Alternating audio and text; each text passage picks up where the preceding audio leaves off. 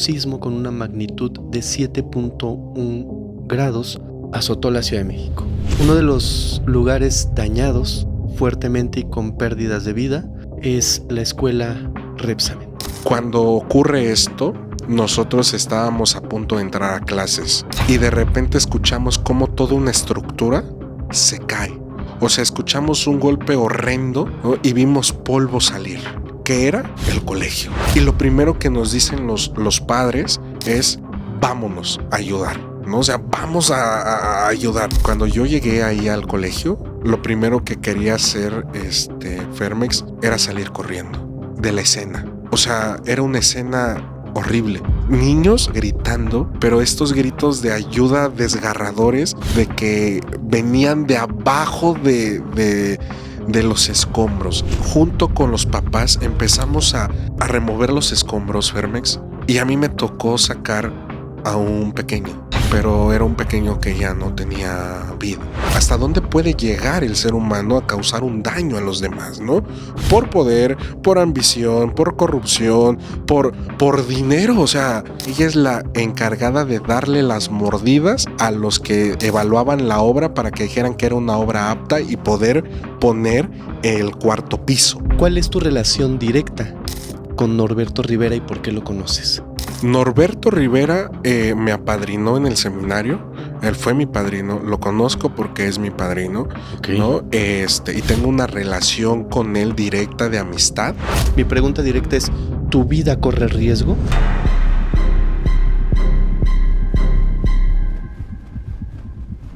Hola, ¿cómo están? Bienvenidos a un nuevo capítulo de Criminalmente. Amigos, hoy tenemos un episodio muy especial. Vamos a tocar unos temas muy sensibles. Y hoy tenemos también un invitado muy especial que desde cuando yo quería que participara en la mesa de Criminalmente, y bueno, por fin hoy se dio la colaboración. Hoy está con nosotros mi amigo Osvaldo Torres, ex seminarista diocesano de la Arquidiócesis de México.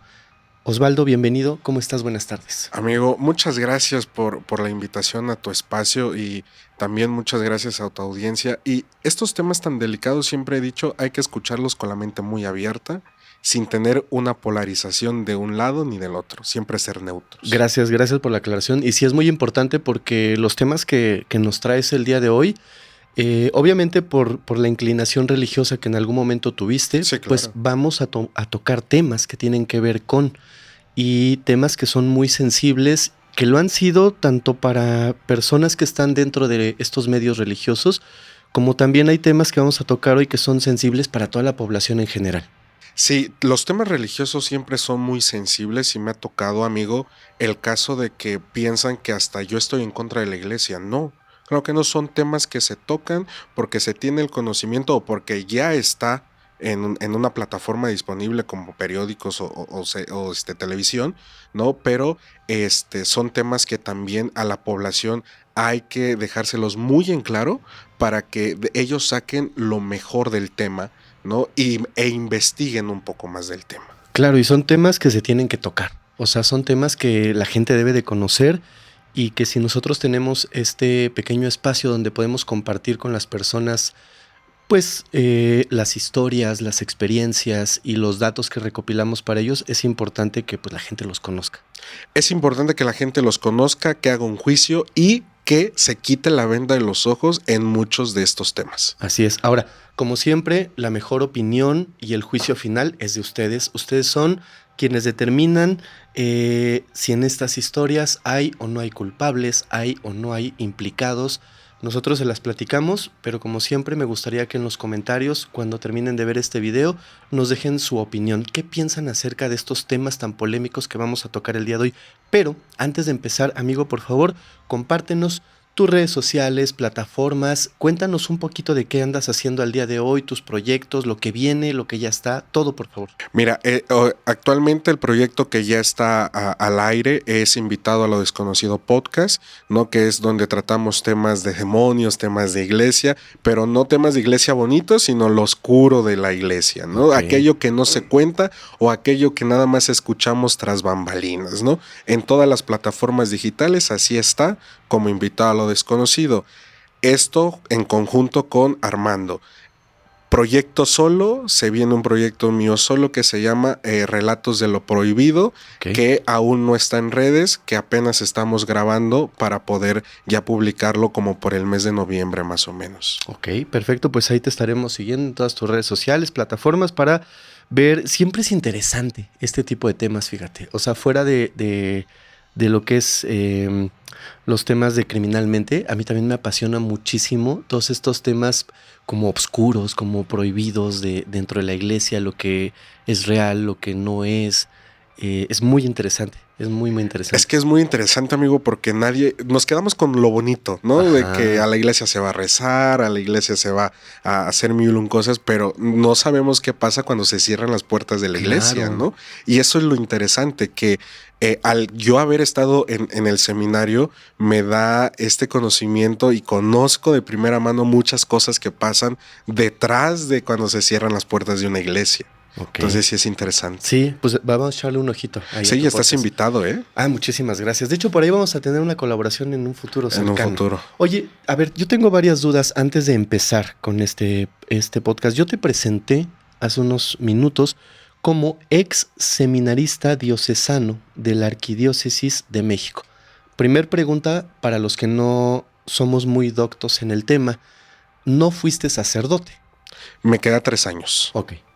Ex seminarista quiere decir que solamente empezaste la preparación para llegar a ser sacerdote, pero no lo concluiste. No lo concluí, y justamente seminarista es aquella persona que se está preparando, ¿no? Uh-huh. O sea, estudié filosofía, tengo la licenciatura en la filosofía, estudié teología, la mitad de la teología son 3 años, 3 de filosofía, 4 años de teología, 1 año de un curso propedéutico, ¿no? Y otro año como ya diácono. El diácono es aquella persona que está ya en la iglesia y que va a ser el futuro sacerdote. No llegué hasta esas instancias, pero sí me quedé a 3 añitos nada más. Te tengo que preguntar esto antes de continuar.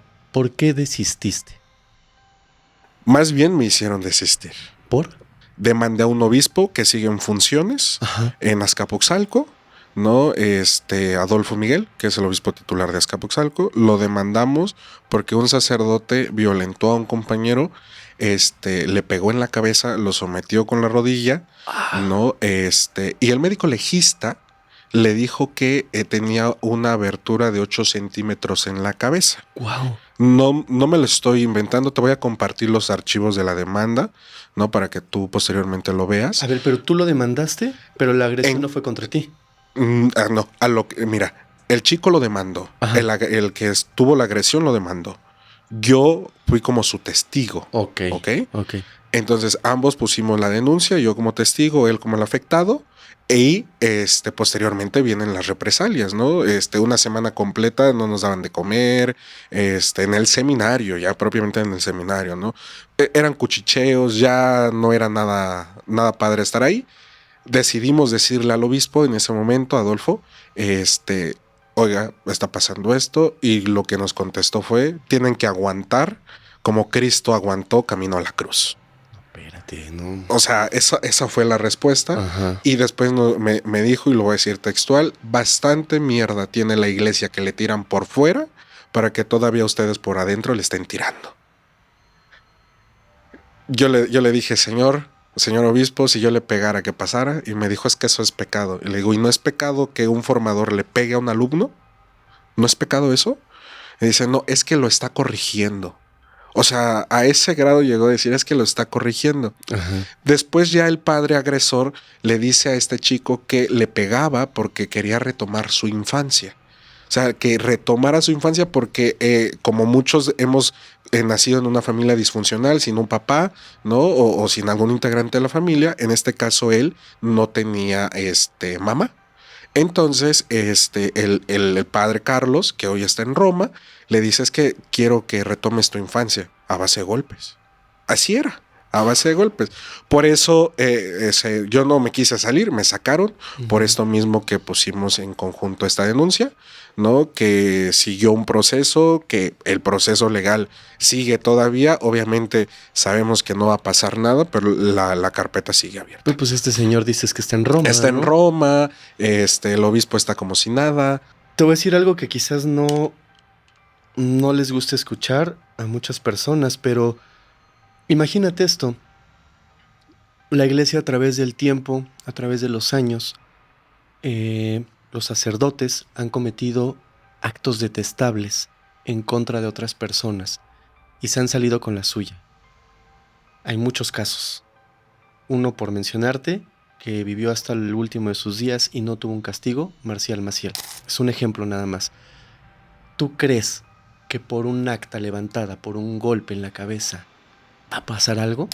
Cuando delitos mucho, mucho mayores, mucho más fuertes, con un peso que tendría que haber sacerdotes literalmente purgando una sentencia en la cárcel, Sí. no pasa. Desgraciadamente, esto que te pasó a ti, a tu compañero, que es algo mínimo, no lo minimizo, sino es mínimo comparado con casos donde otras personas han estado involucradas de otra manera y han tenido otro tipo de agresiones, no pasa. Ahora imagínate acá, pues Sí, anda bien tranquilo en Roma. está en Roma estudiando, el obispo está tranquilo a gusto. Cuando yo lo he visto, porque lo he llegado a ver en varias ocasiones, no me saluda, se pasa agachado y yo digo, qué bueno que sepas que no me puedes sostener la mirada después de lo que pasó, ¿no? Y a partir de eso, pues mucha gente de iglesia y la propia iglesia de Azcapotzalco nos amenazó con levantarnos, si no desistíamos de la demanda. O sea, hubo amenazas de ¿Cuánto tiempo tiene esto? Tendrá 4 años, justo pues 4 años, es reciente. Entonces, hubo amenazas contra nosotros, contra nuestras familias. Este chico ya no vive ni en la ciudad por el miedo que ocasionó en ese momento él está ahorita en un estado de la República, pero ya no vive acá. O sea, yo me quedé, ¿no? Y la gente piensa, y es muy curioso, que cuando yo hago o digo algo que está mal o que la iglesia está haciendo mal, siempre me dicen, es que estás resentido con la iglesia. No, no estoy resentido. Simplemente hay que denunciar lo malo, como en todos los ámbitos de la sociedad. O sea, si yo siempre lo he dicho, si queremos una iglesia buena hay que denunciar lo malo para que no contamine lo poco bueno. Totalmente de acuerdo. Hay otra cosa que me llama la atención y quiero solo que me hagas la aclaración. Sí. Igual cuando te presenté, lo mismo, repito, ex seminarista diocesano de la Arquidiócesis de México. ¿No es esta misma congregación a la cual pertenecía Norberto Rivera? Sí. Cardenal o ex cardenal, ¿cómo le podemos Cardenal emérito. Cardenal emérito de México al día de hoy. Sí. Pertenecía a la misma que tú. Solo sí. te voy a hacer una pregunta que quizás más adelante podrías ahondar. Claro. ¿Tú lo conoces? Muy bien. Ok. Más adelante sé que me vas a contar cosas, pero solo tenía esa duda. Quería estar seguro de los datos que tenía yo acá.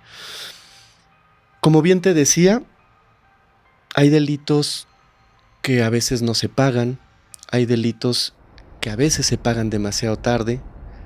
Y te quiero contar algo antes de que empecemos con los temas porque quiero tu opinión. Ok. Fíjate que el miércoles 11 de junio del 2025, o sea, reciente. Hace poco más de un mes, 2 meses, la Fiscalía General de la República detuvo en el aeropuerto internacional de aquí de la Ciudad de México a Antonio Cabrera. ¿Sabes quién es?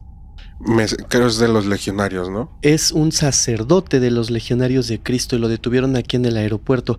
Esta persona estaba acusada, o en este momento que lo detienen ya tenía 3 acusaciones en su contra por el abuso o agresión a una persona pequeña. Así lo voy a decir porque luego la plataforma nos censura si lo digo demasiado, pero ya saben a qué me refiero. El abuso o agresión a una persona pequeña.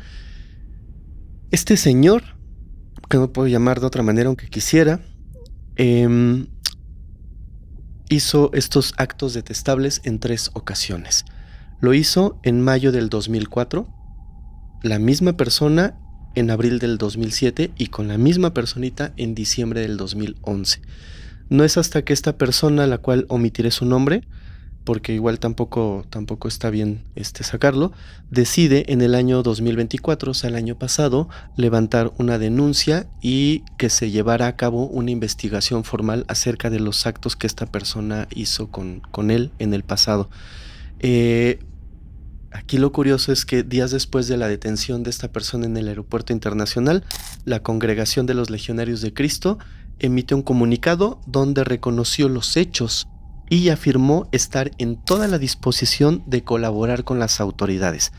También insistieron en su compromiso con la protección a personas pequeñas y personas vulnerables. Me parece hasta desatinado su comentario, pero bueno, sí, quien conoce la historia de los legionarios de Cristo perdón, pero es casi absurdo que se pronuncien en favor de este tipo de protección, que sí, obviamente debe de existir, pero ellos son los menos adecuados para decirlo. Para que te des una idea, la trayectoria académica y eclesiástica de esta persona, Antonio Cabrera, fíjate, antes de su captura era director del Centro Anáhuac de Desarrollo Estratégico en Biotécnica. Fue director también de la Facultad de Biotécnica de la Anáhuac entre el 2012 y el 2021, y durante ese mismo periodo encabezó la revista Medicina y Ética. Desde 1995 era miembro de la Academia Nacional Mexicana de Bioética y formaba parte del Comité de Ética de la UNAM. Muchas veces la palabra ética, algo que no tenía. Y en la Anáhuac desde el 2016 y 2017 respectivamente. Ninguna de estas instituciones, incluyendo a la Anáhuac, se ha pronunciado con respecto a la detención de esta persona. Pero ¿por qué también es tan importante él? Porque Antonio Cabrera es señalado como un religioso extremadamente cercano a Marcial Maciel.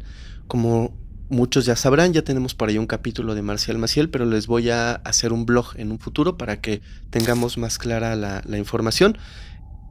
Marcial Maciel fue el fundador de los Legionarios de Cristo y falleció en el año 2008. Antes de fallecer, acumuló decenas y decenas de denuncias en contra de él por agresión a personas pequeñas. Denuncias que en su momento fueron silenciadas, solapadas y hechas a un lado como si no fueran importantes por personas que venían las órdenes directas desde el Vaticano. Sí, y esto es importante que tú lo menciones, órdenes directas desde el Vaticano. Sí. El Vaticano tenía conocimiento de esta persona tan fuerte, ¿no? Como es Maciel. O sea, esta historia de Maciel a mí me suena como una historia mal contada en este sentido. El único que quería hacer algo en contra de Maciel era Joseph Ratzinger, Benedicto XVI, después Papa, ¿no? Era el único, pero Juan Pablo II lo frenó. No es hasta que Benedicto XVI toma el papado y ahora sí hace el proceso legal en la iglesia en contra de Maciel, ¿no? Pero fíjate, los legionarios también apenas sacaron un comunicado hace unos días respecto a la serie de que hay en una plataforma de streaming, ¿no? Donde decía que seguían en una etapa de recogimiento espiritual, en el perdón espiritual, ¿no? O sea, como justificando las acciones de aquel que los funda a base también de engaños. Claro. ¿No? Y esto me parece algo muy grave porque hay algo que la gente no sabe y te quiero compartir. ¿No? Guízar y Valencia fue el primero en cerrarle las puertas del seminario a Marcial Maciel. A ver, ¿no? Para poner en contexto, ¿quién es Guízar y Valencia? Guízar y Valencia es un obispo muy importante en la Ciudad de México. De hecho, es el patrono de todos los obispos en la ciudad, en toda la República Mexicana. Okay. ¿No? Entonces, tan grande era la figura, ¿no? De esta persona que llegó. ¿Vive? No, ya murió. Okay. Murió ahí en la colonia, en Clavería, ahí en Azcapotzalco, ¿no? Bueno, él es el primero en cerrarle las puertas a Marcial Maciel porque lo había encontrado en una cama con otro seminarista, ¿no? Entonces le cierra las puertas.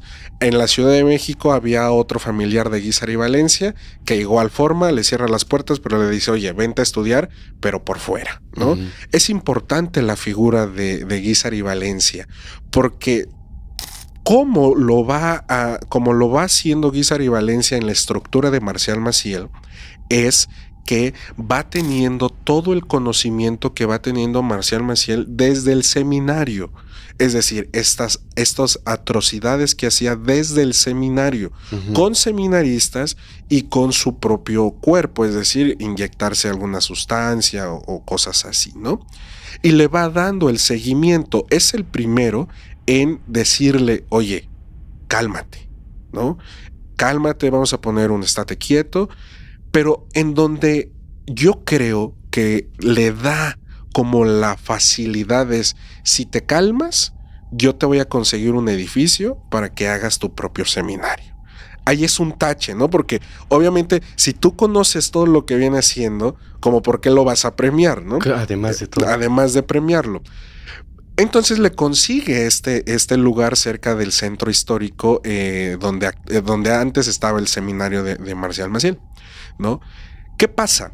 Bueno, Guízar y Valencia se va dando cuenta ya en esos momentos lo que seguía después, el engaño que estaba ocasionando y de cómo estaba amasando su fortuna, ¿no? Porque hay que decirlo, hay muchas escuelas de un gran prestigio, ¿no? A nombre de los legionarios de Cristo. Por supuesto que ¿no? sí. La Anáhuac es una, Cumbres es otra, ¿no? Y así nos podemos ir desmenuzando en Latinoamérica. Escuelas caras. Y son muy caras. Para personas que nos ven en otros países, estamos hablando de escuelas privadas con colegiaturas exorbitantes, o sea, carísimas. Carísimas. Y más aparte, y va a sonar un chiste, pero no es un chiste. Es el encargado de poblar lo que hoy es las lomas de Chapultepec. Es el primero en que comienza a construir terrenos en las lomas de Chapultepec, pero de una estructura ya ostentosa, ¿no? O sea, de hacerla como de aquí solamente vivimos los que tenemos dinero, ¿no? Por eso te digo, podrá sonar chiste, pero no es un chiste. Bueno, la figura aquí de Guízar y Valencia va a ser tan importante, amigo, que va a llegar el momento en que Guízar y Valencia va a hablar en ese momento con el Papa, ¿no? Entonces, habla con el Papa, ¿no? Y le dice, oye, está pasando esto con esta persona, ¿no? Y el Papa lo destituye en ese momento a Maciel, o sea, diciendo, oye, tú salte de aquí, no perteneces, ¿no? A la del Papa, no recuerdo el nombre, déjame ahorita recordarme el nombre, porque después viene Juan 23, que es el que le regresa a, oye, pues ya regrésate a tu comunidad, ¿no? Siguen los legionarios de Cristo, pero Rafael Guízar y Valencia seguía en la insistencia de él no tiene por qué estar al frente de esta comunidad. De hecho, es el que propone disolver la comunidad de los legionarios de Cristo. Él lo propone al Vaticano, ¿no? Y él dice, si ustedes lo disuelven, yo recibo a los sacerdotes o a los seminaristas en mi seminario, ¿no? Para que continúen con su formación. O sea, era tanta la insistencia después del premio, porque, o sea, es una incongruencia, pues no fuerte, pero sí es como, oye, lo premiaste y lo estás denunciando, ¿no? En esta sintonía, él lo que va a hacer es decirle al Papa en esta cuestión, yo los recibo, pero él ya no tiene que seguir al frente, ni tiene que seguir siendo sacerdote, porque él ya le lleva las pruebas, Guízar y Valencia, de que había cuestiones con infantes, que había cuestiones con señoras de dinero, ¿no? Y que también había cuestiones con algún otro tipo de varón, ya sea los papás de los infantes o alguien que cayera en las redes de Maciel, ¿no? Y aparte le dice, Señor o Santo Padre Juan, en ese momento ya estaba Juan 23, dice, aquí está las propiedades que tiene esta persona, ¿no? Porque no solamente es propiedad en Ciudad de México, propiedades también en Cuernavaca, propiedades también en ese momento en lo que era Acapulco, lo que comenzaba a ser Acapulco, ¿no? O sea, propiedades donde él se llevaba a los seminaristas, Marcial Maciel, para hacer el pacto de silencio, para llevar a cabo sus fechorías, ¿no? Entonces, Guízar y Valencia es el encargado en la Ciudad de México como obispo, ¿no? De ir en todo el aparato eclesiástico mexicano en contra de Marcial Maciel. Pero aquí se encuentra una gran desvirtud de la iglesia mexicana, que nunca apoyaron a Guízar y Valencia en esta noticia. Le dijeron a Guízar y Valencia, no te metas donde no te tienes que estar metiendo. Pero esa orden vino directamente desde el Vaticano. Hay una frase por ahí que no me acuerdo quién dijo, refiriéndose por supuesto a Marcial Maciel, que decían, con los amigos del Papa nadie se mete. Y Marcial Maciel era amigo del Papa. Sí. Y de todos, ¿eh? De todos, porque estuvo Juan XXIII, estuvo Pablo VI, estuvo el que lo encubrió más, que fue Juan Pablo II, y le tocó un momento de Benedicto XVI, pero como te decía al principio, Benedicto XVI sí quería hacer algo, Sí, estaba en ¿no? contra. A pesar de que, oye, es alemán, fuerte, carácter y todo, pues no pudo hacer nada, porque el Papa pues no se lo autorizó, ¿no? Pero en este caso, la Iglesia mexicana tampoco apoya en este sentido a Guízar Valencia, que fue el que denunció todo lo que estaba haciendo Marcial Maciel, ¿no? Ajá. ¿Qué pasa en este sentido, amigo? Que Guízar y Valencia viene a la colonia Clavería, a donde estaba el seminario en esos momentos, ¿no? Y se reúne en privado con Marcial Maciel. Se reúne en privado. Y se reúne para dos cosas muy sencillas. Número uno, que llevaba un año sin pagar el predio donde él le había conseguido para su seminario. Ajá. Sin pagar un año de renta, ¿no? O sea, te estoy hablando de que la renta que podrá costar en ese tiempo, muy barata, más barata que hoy en día, ¿no? Ajá. Y lo segundo, decirle que él iba a llegar hasta las últimas consecuencias de los actos que él estaba haciendo de Marcial Maciel, ¿no? A eso le dice Monseñor Guízar y Valencia. ¿Qué pasa? ¿O qué va a suceder? Que Marcial Maciel le reclama, ¿no? Y le dice que no se tiene que meter con él, ¿no? Porque él era una persona muy influyente en el territorio mexicano y en el mundo, porque era amigo personal del Papa, ¿no? Y segundo lugar, que él tenía mucho dinero para hacer y deshacer cualquier obra de la iglesia, ¿no? 5 minutos después Ajá. de esta visita, fallece Guízar y Valencia. A ver, para ponerlo en contexto. Va y lo visita aquí en Clavería. Discuten estos dos temas. Sí. Se hacen de palabras. Se va Marcial Maciel y 5 minutos después fallece Guízar y Valencia. Falleció Guízar y Valencia ¿Y cómo? 5 minutos después de que tuvo esta reunión con Marcial Maciel. ¿Es coincidencia o...? No es coincidencia. En el proceso de canonización de Guízar y Valencia, que es en el 2006-2007, más o menos el proceso de canonización, él se tiene que abrir el cuerpo para ver en qué estado está, ¿no? Y entonces los médicos dijeron en ese momento que había sido envenenado, porque tenía la lengua morada, los labios morados, y estaba hinchado, que es la sintomología del envenenamiento, ¿no? Ajá. Y entonces volvemos a retomar la última charla que tuvo ¿con quién? Con Marcial Maciel. ¿Qué pasó? Que Marcial Maciel envenena a Guízar y Valencia, ¿no? Porque no es casualidad. Es como si tú y yo ahorita me voy y a ti te pasa algo, Ajá. ¿no? O sea, van a decir, oye, Lo acaba de ver, ¿no? Pero más aparte es reforzada esta teoría con lo que dicen los médicos. Murió envenenado. Y el único que había tenido el acceso a ese momento era Marcial Maciel. No, una más. Una más de tantas que hizo este hombre y que dejó escuela. Ajá. Porque como tú bien lo comentabas al principio, esta persona llegada a Maciel ya está en un proceso de juicio, ¿no? Sí. Pero deja escuela, ¿no? Deja escuela, y esto es el primer acto, yo te podría decirlo, de una persona de alta jerarquía dentro de la iglesia. ¿Ok?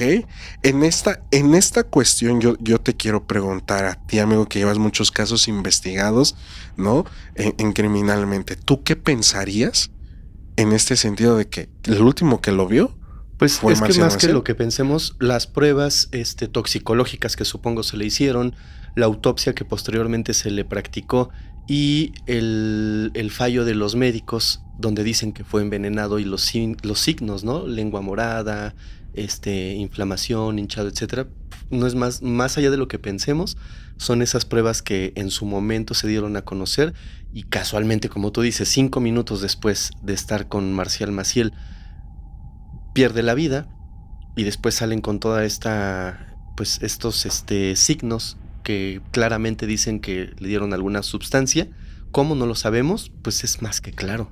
Mira, No, la historia, siempre hay que remontarnos a la historia, porque quien no conoce su historia está condenado a repetirla, ¿no? Marcial Maciel era sobrino directo de Guízar y Valencia, y que tu propio tío esté denunciando tus atrocidades y es el primero en ponerte el pie al decir yo no te quiero ordenar sacerdote, ya había un recelo desde ese momento, desde que era adolescente Maciel. A ver, ¿no? Ya me perdí y no quiero que nos perdamos todos. Guízar y Valencia era... Es familiar directo, es tío de Marcial Maciel. Era su tío. Era su tío. Ok. Y su tío le cierra las puertas del seminario y es el primero en denunciarlo. O sea, desde ese momento te habla de que no hay una buena comunidad o una buena relación con la familia, ¿no? Con el tío, Ajá. ¿no? Entonces, a partir de ese momento en que Guízar le dice, tú aquí no vas a estar, conmigo no vas a estar, no vas a hacer estas atrocidades en mi seminario, vete. Desde ese momento ya hay una rencilla entre ellos dos, claramente, incluso, ¿no? Y luego añadiéndole lo que ya te he comentado de, oye, tienes una denuncia, oye, el Santo Padre, hay esto que estás yendo Maciel, ¿no? Que es mi familiar, más rencilla tiene que haber, ¿no? Y por eso te digo, curiosamente, y después se confirma, ¿no? El último que lo visita es Maciel. Sí, claro. Sí. Y los 5 minutos. La iglesia que dijo a la muerte que había sido una muerte por enfermedad y sobrepeso. Porque Guízar y Valencia estaba gordito, tenía un sobrepeso, pero que eso había sido la causante de la muerte. No se supo hasta el proceso de canonización en el 2006-2007 que había sido con una sustancia ahí envenenado, ¿no? ¿Cómo lo haya hecho? No se tiene el conocimiento. Si hay registro que él fue la última persona que le visitó. Sí hay registro, sí está. De hecho, hasta hay un diario personal que está en internet que es de Guízar y Valencia, ¿no? Donde él describe cómo se sentía avergonzado de ser tío de aquella persona que se estaba comportando como un hijo del diablo. Así lo pone Guízar y Valencia, ¿no? Me siento avergonzado por poner el nombre completo, Marcial Maciel Valencia, ¿no? Para que me siento avergonzado en ese sentido. Esto, como te decía, es el primero público ya. Porque hay otro más aparte, donde está inmiscuido otro familiar de Guízar y Valencia. Parece que los Guízar y Valencia tienen una maldición porque todos han muerto así. O por lo menos estos dos casos que te quiero relatar, ¿no? Esta persona se llama Jesús Guízar Villanueva, sobrino de Guízar y Valencia. Del Guízar y Valencia original. Ok. Esta persona era sacerdote de la Basílica de Guadalupe. Ok. Entendemos que la Basílica de Guadalupe es el segundo lugar más visitado del mundo, sí, ¿no? Después del Vaticano. Él se hacía cargo, en primer lugar, cuando lo designan a la Basílica de Guadalupe, en aquel momento por el abad Schulenburg, ¿no? Él se hacía cargo de la economía de la Basílica de Guadalupe. Él sabía cuánto entraba, cuánto se gastaba, quién daba los donativos mayores, ¿no?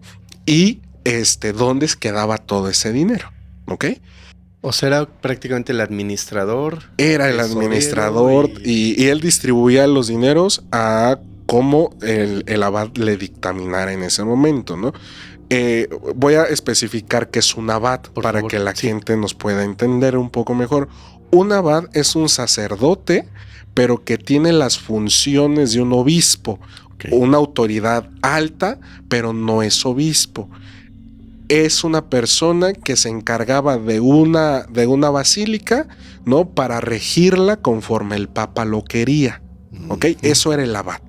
Y entonces este abad era alemán, Schulenburg era alemán, era una persona muy genia, o sea, con un ingenio maravilloso, ¿no? Y los que me describen cómo era el abad me decían una persona muy sencilla, muy noble, ¿no? Y que algo que no le gustaba era robar. Porque imagínate tú, tienes a la Basílica de Guadalupe. Millones de pesos, ¿no? no hay casos en que, pues si quito 1,000 pesos no se van a dar cuenta, ¿no? O sea, pero a él no le gustaba eso, ¿no? Ajá. Y de hecho él escogía muy bien a su comitiva que lo estaba acompañando, no escogía a cualquiera, los hacía entrar en un proceso de confianza, como un examen de confianza, ¿no? Ajá. Algo así les hacía pasar. Y entonces, para esto llega Jesús Guízar Villanueva, sobrino de Guízar y Valencia, que ya había sido arrebatado la vida por manos de Marcial Maciel, Okay. ¿no? Él empieza a llevar la administración de la basílica, ¿no? Pero en esos momentos, el Papa Juan Pablo II quita al abad, porque hay un comentario muy desatinado del abad Schulenburg, que es: la Virgen de Guadalupe no existe.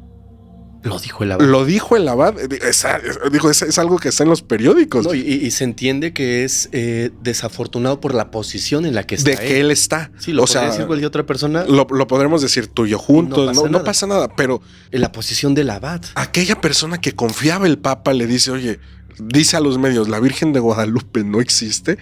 Es como que, wow, siembra en esos momentos la catolicidad en México. Digo, no se compara, pero es como si el Papa lo dijera. Ándale, es como si el Papa dijera, Cristo nunca existió. Ajá. Así, ¿no? Entonces, el Papa Juan Pablo II decide en esos momentos quitar a Schulenburg, ¿ok? Y le dice a una persona muy cuestionada en todos estos años de la Iglesia Católica, que se llama Norberto Rivera Carrera, le dice, designa a alguien. Norberto Rivera Carrera, a mi gusto, es una persona muy polémica. Más adelante me preguntabas al principio si lo conozco. Claro, sí. Con esto te voy a dar una línea, pero te quiero expresar más adelante por qué lo conozco también a Norberto, ¿ok? Empieza Norberto Rivera a conseguir a alguien para que se encargara de toda la Basílica de Guadalupe. ¿Ok? Y designa a una persona que no tenía una trayectoria eclesiástica muy buena, ¿no? Que había sido demandado por estafa, ¿no? Que es Monseñor Diego Monroy Ponce. Claro, sí. Todos o casi todos los que pertenecemos a la iglesia hemos escuchado de Diego Monroy Ponce, ¿no? Una persona muy polémica también. Lo designa. Pero este chico Jesús Guízar Villanueva sigue en el camino de la administración dentro de la Basílica de Guadalupe.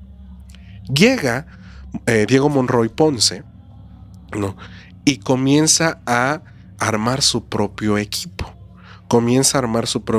Y te quiero compartir el nombre de alguien muy importante en el equipo de este señor, que es Rafael Bustillo. ¿Ok? Rafael Bustillo termina haciendo las funciones de Jesús Guízar Villanueva. ¿Ok? Lo quita de la administración. ¿Qué pasa en todo este meollo? Que empieza a haber desvío de recursos. Había 6 cuentas en el extranjero, en Estados Unidos, que había dejado el abad Schulenburg, ¿no? Con 6 millones de pesos cada una, se desaparecieron. Había 60 centenarios, se desaparecieron. Había una colección de joyas, se desaparecieron. A ver, una pregunta, ¿todo eso está documentado? Todo eso está documentado. Todo eso, el periódico, el gráfico me parece es que lo documenta. ¿Ok? De todos modos, te paso todo para que lo veamos en conjunto. Entonces, todo esto se pierde.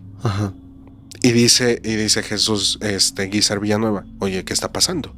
Cuestiona a Diego Monroy, oye, el abad te dejó con números positivos, ¿no? Te dejó 6 cuentas en Estados Unidos, había una colección de joyería, había centenarios, ¿dónde están?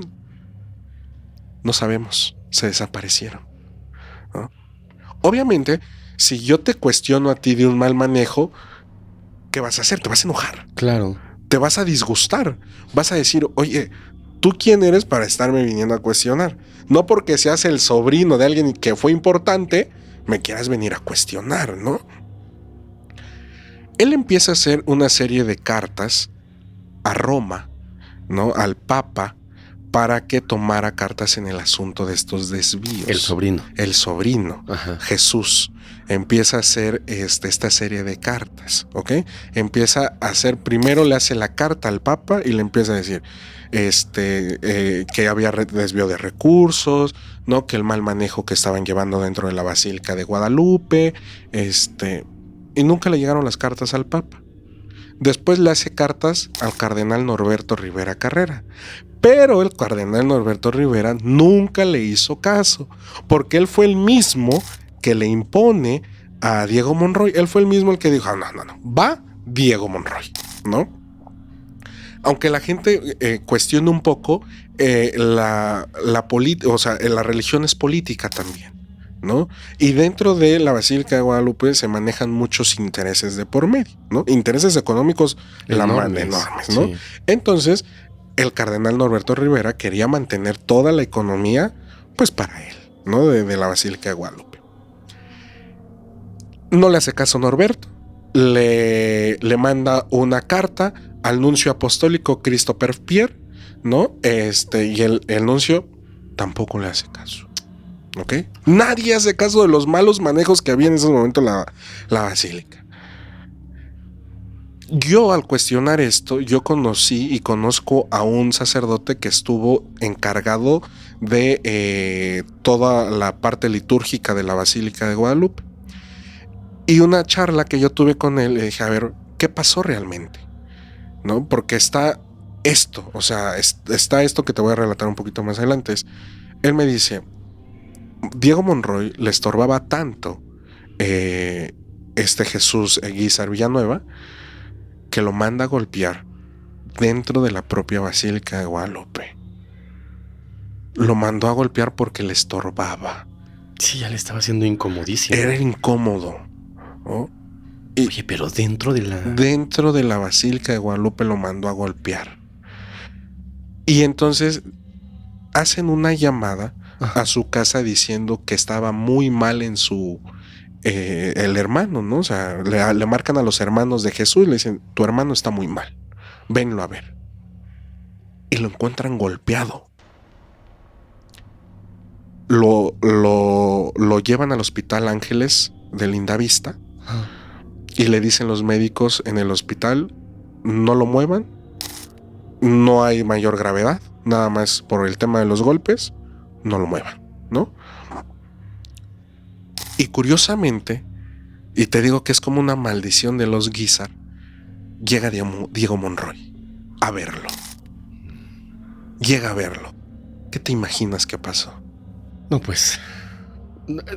No conozco la historia, pero quiero pensar que pasó lo mismo que con su tío. Exactamente.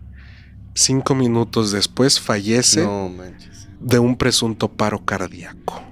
Pero aquí hay algo muy chistoso, querido Fermex, que dicen los médicos. Él no era para que muriera porque los golpes eran muy leves. Muere de un paro cardíaco. Y también los médicos argumentan cuando nosotros entramos, había una almohada tirada. Ok. No se sabe si la utilizó. Si la utilizó, no, nada más los médicos dicen, había una almohada tirada, ¿no?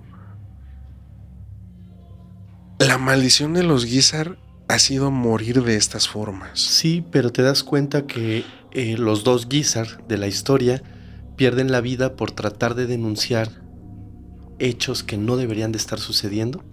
Claro, y más aparte este señor Diego Monroy Ponce ya se había hecho de 2 casas en la colonia la Guadalupe Tepeyac, Lindavista, exactamente. Tenía un rancho ya también en Michoacán y sigue teniendo un rancho en Michoacán y sigue teniendo un museo en Michoacán, ¿no? Pero es un museo con todo el arte de la basílica. Saqueó la basílica. ¿Arte sacro? Arte sacro original de la basílica, él lo tiene. ¿En un museo? En un museo y en su casa personal. ¿Él vive todavía? Sí, él vive todavía. Se abre una carpeta de investigación en contra de este señor, ¿no? Y inmediatamente le dan carpetazo. Así es, se abre una semana y a la siguiente semana ya hay carpetazo. No hay más, ¿no? Este señor, sí, esto que te estoy relatando sucede en el 2006, más o menos. 2006. Y este señor sigue hasta el 2010 al frente de la Basílica de Guadalupe con las mismas artimañas que había denunciado en ese momento Jesús Guízar Villanueva. ¿Okay? La familia argumenta también, y eso está también documentado, que ellos sí saben que fue por parte de este señor. La familia de la familia de Guízar, de Jesús Villanueva, ¿no? Argumenta de que sí fue, ¿no? Y que la iglesia nunca los quiso recibir, ni el Papa, en ese momento ya Benedicto XVI, ni el cardenal Norberto Rivera, ni el nuncio apostólico los quiso recibir, para darles también un bono que se había ganado esta persona por sus años de trayectoria, ¿no? Jesús Guízar Villanueva, y que ese dinero se lo quedó también Norberto Rivera. Wow. Son historias que es como te decía al principio, nadie sabe lo que pasa cuando se cierran las puertas de la basílica. Y como tu pregunta muy, muy genuina es, ¿cómo dentro de la basílica lo golpearon? Claro. Ahí está, ¿no? O sea, realmente yo al momento de investigarlo, digo, ¿hasta dónde puede llegar el ser humano a causar un daño a los demás, ¿no? Por poder, por ambición, por corrupción, por dinero, o sea, pareciera que si el dinero me va a ser eterno, ¿no? Hoy que estamos grabando, y te voy a mostrar al final unas fotos, este señor está en Roma. Diego Monroy Ponce está en Roma, está en viaje en Roma, ya lleva ya una semana, ¿no? ¿Y de dónde saca tanto dinero? De todo lo que vació de las arcas de la Basílica de Guadalupe. Qué impresionante. Fíjate que nosotros vemos que cada diciembre millones de personas acuden a la Basílica de la Virgen de Guadalupe, pues con muchas intenciones positivas, pero no te imaginas que la basílica esté rodeada de estas historias y que incluso dentro de ella se lleven a cabo este tipo de actos tan brutales, ¿no? O sea, yo no me lo imaginaba. Mira, la imaginación supera la realidad, ¿no? O sea, yo cuando inicié en el seminario pensé que todo era miel sobre hojuelas y que todo era bien bonito. No. O sea, desde el simple hecho que te digan, oye, está siendo investigado por un asunto de... Dices, ya, de ahí iniciamos ya todo mal, ¿no? Sí. Y curiosamente, me faltó acotar algo a esta investigación, querido Fermen, que es de que Diego Monroy se desapareció un mes después del fallecimiento de Jesús Guízar Villanueva. Como para no dar declaraciones, para no dar explicaciones. Para no dar explicaciones ni declaraciones ni juntarse con la familia. Más sospechoso no puede ser, ¿no? Y por eso la familia argumenta, y es por eso que demanda a esta persona por hacia Jesús Guízar Villanueva. Pero obviamente no procedió. No procedió. A la semana se dio el carpetazo, ¿no? A la semana es donde tenemos todo este carpetazo. Hay algo que una vez Norberto Rivera, y aquí te voy a decir por qué lo conozco. O sea, Norberto Rivera alguna vez me dijo, esto que ellos están diciendo solamente era para sacarnos dinero. Pero como no le dimos, nos dejaron de fregar, ¿no? Y dices, ok, entonces me estás diciendo que entonces sí lo cometió, o sea, sí hubo como tal lo que la familia te está diciendo, pero te exigía dinero y no lo diste y ya se quedó callada, ¿no? Entonces te cuestionas el actuar también de las autoridades eclesiásticas y más. Alto, ¿eso te lo dijo a ti directamente, Norberto Rivera? Sí, claro. Al yo preguntárselo, al yo decirle, ¿está esta historia? ¿No? ¿Estás tú inmiscuido en la historia de que no los quisiste recibir? Y fue lo que me contestó.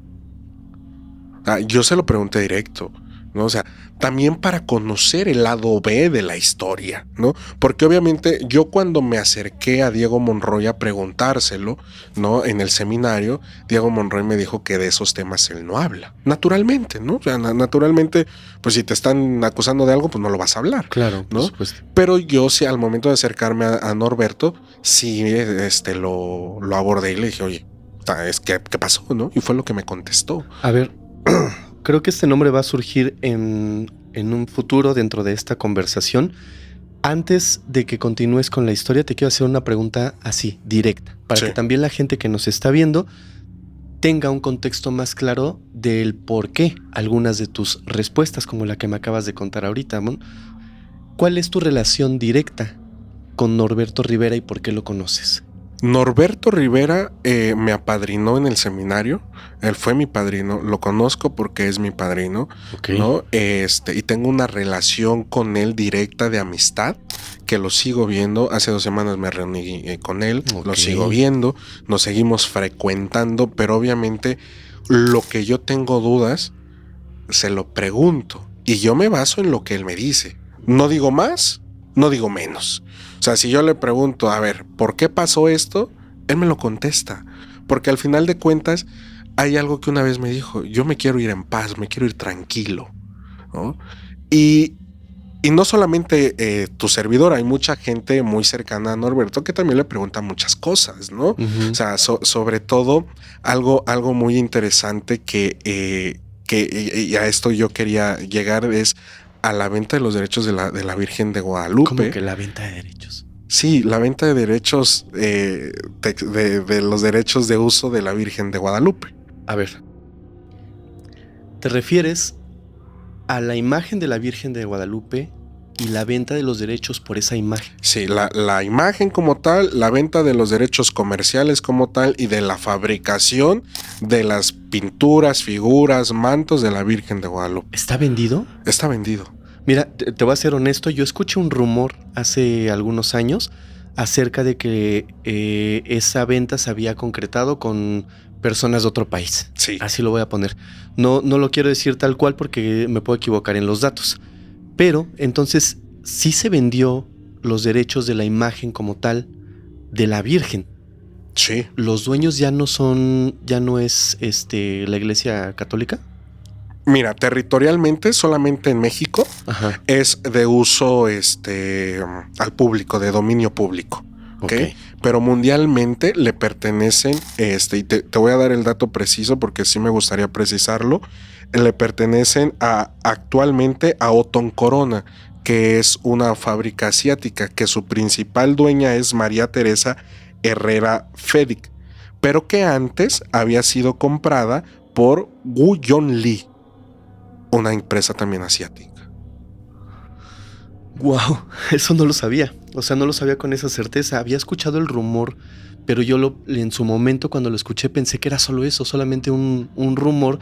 Dije, no creo que sea posible que la imagen tal cual de la Virgen de Guadalupe haya sido vendida a alguna empresa extranjera. Sí, ha sido vendida, y algo muy curioso que espero la gente lo haya notado y tú lo hayas notado, que a partir del 2003 empieza la comercialización de las Virgencitas Please, que es súper famosas, que es una producción de una empresa asiática, ¿no? Entonces comienza eso, ¿no? Cuando se cantaba la guadalupana, porque también está dentro de los derechos de la Virgen, ese canto que es de dominio público, se supone que es de dominio público, ¿no? También la basílica aportaba una parte hacia la fábrica de Asia, ¿no? Para que se llegara a esta negociación de tú tienes los derechos, pero déjame a mí también una parte de la comercialización de los derechos, ¿no? Más o menos lo que yo tengo bien entendido del señor Norberto fueron 160 millones de dólares los que costó los derechos de la Virgen de Guadalupe. O sea, eso yo lo sé por la fuente directa de Norberto, y eso lo hizo Norberto como una estrategia para sacar adelante a la Basílica de Guadalupe, porque ya estaba en números rojos. ¿Te acuerdas que te dije que este señor la había hecho en números rojos? Cuentas en el extranjero, las joyas, los centenarios.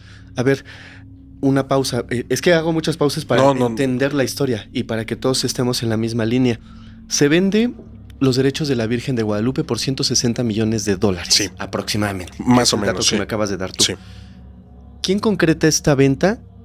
¿Es Norberto Rivera? Norberto Rivera, al ser el sucesor de Fray Juan de Zumárraga y el resguardador de la yate de la Virgen. Ok. Vende los derechos, cobra ese dinero, y ese dinero la intención es aportarlo a levantar nuevamente, me imagino, la Basílica de Guadalupe. Sí. Ahora, no sé si sepas este dato, pero creo que es importante. ¿Esa venta de derechos conlleva algún tiempo? Mira, el tiempo que me comentó el cardenal es de alrededor que se acaban en el 2137, la venta de derechos, ¿no? Aquí en México, te digo, es uso comercial. Esta empresa trató de registrarlo aquí en México mediante el INPI. No pudo. La Iglesia Católica tampoco ha podido, porque es de uso de dominio público, ¿no? La Iglesia Católica ha querido también tener la venta de derechos aquí en México, pero no puede. De 3 solicitudes que hizo el cardenal Norberto para proteger a la Virgen en territorio mexicano en cuestión de derechos, las 3 fueron desechadas por el INPI. A ver, lo voy a poner en palabras comunes para que la gente nos quede más claro a todos. Sí, claro. En palabras muy comunes. Primero, yo no soy, no tengo ninguna inclinación religiosa. Lo digo con mucho respeto, pero lo que me estás diciendo es que básicamente la imagen de la Virgen de Guadalupe le pertenece a los asiáticos. Sí. Así de sencillo. Así de fácil. Le pertenece hasta el 2137. ¿No es de los mexicanos? Sí y no. Sí y no, porque en México es dominio público. Vuelvo a hacer lo mismo. El cardenal Norberto Rivera en el 2008-2009 lo trató de registrar ante el INPI, ¿no? Como propiedad de la Iglesia Católica, ¿no? Pero el INPI le desechó las 3 solicitudes que él propuso, se las desechó, ¿no? Después, actualmente, el cardenal Carlos Ayarretes ya hizo una solicitud, pero tampoco no procedió. No procedió porque es un uso de dominio público. ¿Y cómo él lo pudo vender? Porque eso es muy importante también decirlo. Claro, Oye, claro, ¿cómo si él lo quiere registrar, ¿cómo lo vendió? Lo vendieron mediante un contrato. Un contrato que está en el Arzobispado de México, y que Norberto Rivera tiene uno, la Basílica de Guadalupe tiene uno y el Arzobispado de México tiene uno, ¿no? Lastimosamente no, digo, el cardenal o Norberto es muy abierto en los temas con la gente que él quiere, ¿no? Pero algo sí tiene de que no te dejo sacar fotos. O sea, algo sí tienes, imagínate tener ese contrato aquí contigo, ¿no? Contigo. Pero lo que te comentaba es que cada una, la Basílica, el Arzobispado Mexicano, el señor Norberto, tienen el contrato que hicieron con los asiáticos, ¿no? ¿Qué pasa con este dinero que dieron? Que nunca llegó a la Basílica de Guadalupe. Nunca llegó. La finalidad el fin era la Basílica, a la Basílica, pero nunca llegó a la Basílica. ¿Y dónde se quedó? ¿Tú sabes? Yo no sé. Ni el cardenal sabe, porque el dinero se le dejó a Diego Monroy Ponce. ¿Qué hizo él con el dinero? No se sabe. Por eso después el cardenal Norberto lo quita. Porque lo quería seguir manteniendo ahí, pero al ver eso, lo quitó. ¿Y tú no le has preguntado? Yo le he preguntado qué pasó con ese dinero y su única respuesta es, y me da mucha risa porque yo creo él también quería llevarse una tajada. Por supuesto que me quiero imaginar eso, pero él me dice, me chingaron. Así. Textual, es como cuando haces un negocio en conjunto y a ti no te dan nada y... A ver, otra pausa más. Me estás diciendo cosas muy fuertes, Osvaldo. Sí. Acerca de Norberto Rivera, que sí. Al día de hoy sigue con vida. Sí, claro. Para quien no sepa. ¿Qué pasa contigo? O sea, tú me estás dando algunos datos directamente de voz. Sí. De acuerdo a lo que tú me dices, de Norberto Rivera. ¿Qué pasa cuando él escuche esto? Porque tú me dices que eres su amigo cercano, sí. Lo acabas de ver hace 2 semanas. Sí. Por supuesto son personas que están informadas. No es que él venga y vea quizás el podcast, quizás alguien más va y le dice, oye, estuvo hablando Osvaldo de ti y dijo esto y esto. Mi pregunta directa es, ¿tu vida corre riesgo? No, mira, y eso es muy curioso porque yo le he dicho al cardenal, yo le he dicho a Norberto, voy a decir esto, ¿no? Y lo único que me responde es, pues tú sabrás. O sea, es lo único que me responde. Sabrás, depende del tono. Entonces, en realidad, todas las amistades cercanas a Norberto, me voy a incluir, Ajá. siempre le preguntamos por cosas que la gente quiere saber. Porque yo le he dicho al cardenal, de mafioso, del tema con la maña, de corrupto, de encubridor de pederastas, no te bajan. ¿Qué tanto es real? ¿No? Y él, curiosamente, después de un atentado que tiene en su casa, ¿no? Ya no quiere hablar del tema en los medios. Y sí lo habla, pero es así como que en el círculo sí lo habla para en cierta forma también él como te decía, él quiere irse en paz. Como O sea, dejar un precedente también. Sí, ¿no? también como de que ya me arrepentí, estoy arrepentido, se los digo porque estoy arrepentido, ¿no? Y quiero cambiar mi vida. O sea, él ya tiene 88 años. Ya. Y él es una persona con diabetes y en cualquier momento él sabe que puede fallecer, ¿no? Entonces, él también ya quiere dejar las cosas en paz, ¿no? Él quiere, pues en cierta forma, su mente o su conciencia la quiere dejar limpia, ¿no? Uh-huh. No se va a poder, claro que no se va a poder. Yo se lo he dicho, no se va a poder. ¿No? Porque a veces me dices que tú eres el enemigo de la iglesia, haciéndome referencia a mí. Le digo, no, pero yo digo nada más la verdad. O sea, después de todo lo que hiciste o que me has contado, digo, porque no es lo único que me ha contado, ¿no? ¿Qué has hecho? No se va a poder más. O sea, no creo que esta idea romántica de que si te arrepientes en el último día de tu vida te perdona Dios, pues no va a suceder así. Claro que no sucede así, pero sí es... De mi vida te podría decir que no corre peligro y tampoco es algo que lo tenga oculto con él, sino sí le digo, voy a decir esto.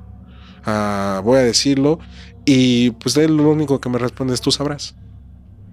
También como una forma de pues yo le he dicho, ¿para qué me cuentas? O sea, ¿para qué me lo haces? ¿No? Es que si tú me lo cuentas yo lo voy a contar, ¿no? Es como al niño que sabes que no le tienes que dar azúcar, pero le das una paleta. Ajá. Se la va a comer, pero se lo estás dando no por ponerlo a prueba, sino porque sabes que lo va a contar, ¿no? Entonces yo siento que el cardenal cuando me cuenta las cosas es para que las cuente, ¿no? No en las cámaras, digo, ahorita lo estoy contando en las cámaras, pero sí lo llego a contar con los amigos, como que, oye, ¿sabías esto del cardenal? ¿O sabías esto de Norberto? ¿Sabías esto que hizo? ¿No? Pues yo creo que, como bien dices, tiene 88 años y está enfermo. Entonces yo creo que ya sintiendo quizás la recta final de su vida, pues quiere dar a conocer algunas cosas que en su juventud hizo. Quizás cosas que encubrió, este tipo de negocios que se llevaron a cabo dentro de la Basílica de Guadalupe, la venta de la imagen de la Virgen, algo tan representativo para todos y cada uno de los mexicanos. O sea, digo, habrá quien no, pero en su gran mayoría, muchos mexicanos, la Virgen los representa en muchos sentidos. Y que te enteres de pronto que la propiedad de la Virgen o de la imagen es de una empresa de los asiáticos. asiática. Esto y muchas otras cosas más que él te cuenta, yo creo que, repito, sintiéndose en esta recta final de su vida, pues como que quiere ya limpiarlo, ¿no? Así, Sí. decir todo lo que hizo, bueno y malo. Justamente, o sea, porque ya es una persona adulta, o sea, ya es una persona mayor, ya no tiene ningún cargo, antes sí tenía cargos en el Vaticano. Ahorita es emérito, ¿no? Ahorita es emérito, ya está en su casa, está descansando, cuando lo invita a alguien a una iglesia va, si no se queda en su casa, o sea, lo que sí es de que él a todos o yo con el grupito con el que me junto dentro de la casa de Norberto, a cada uno le cuenta una historia. O sea, una historia como, a ver, a ti te voy a contar esto que yo hice, ¿no? Y a ti te voy a contar ahora, por ejemplo, en mi caso, lo de la Virgen de Guadalupe. Y más adelante te voy a contar otro caso muy, muy fuerte donde los medios dijeron que no era cierto, pero que sí era cierto, ¿no? O sea, a cada uno le va contando un rasgo especial de lo que él haya hecho, ¿no? Entonces, si él no quisiera que se supiera, no lo cuenta y se lo lleva a la tumba. Claro. Fácil y sencillo. Sí, si lo dices porque quiere que lo sí, hagas claro. público. Y nunca nos ha dicho, no lo digan. Eso es muy curioso. Nunca nos ha dicho, no lo hablen.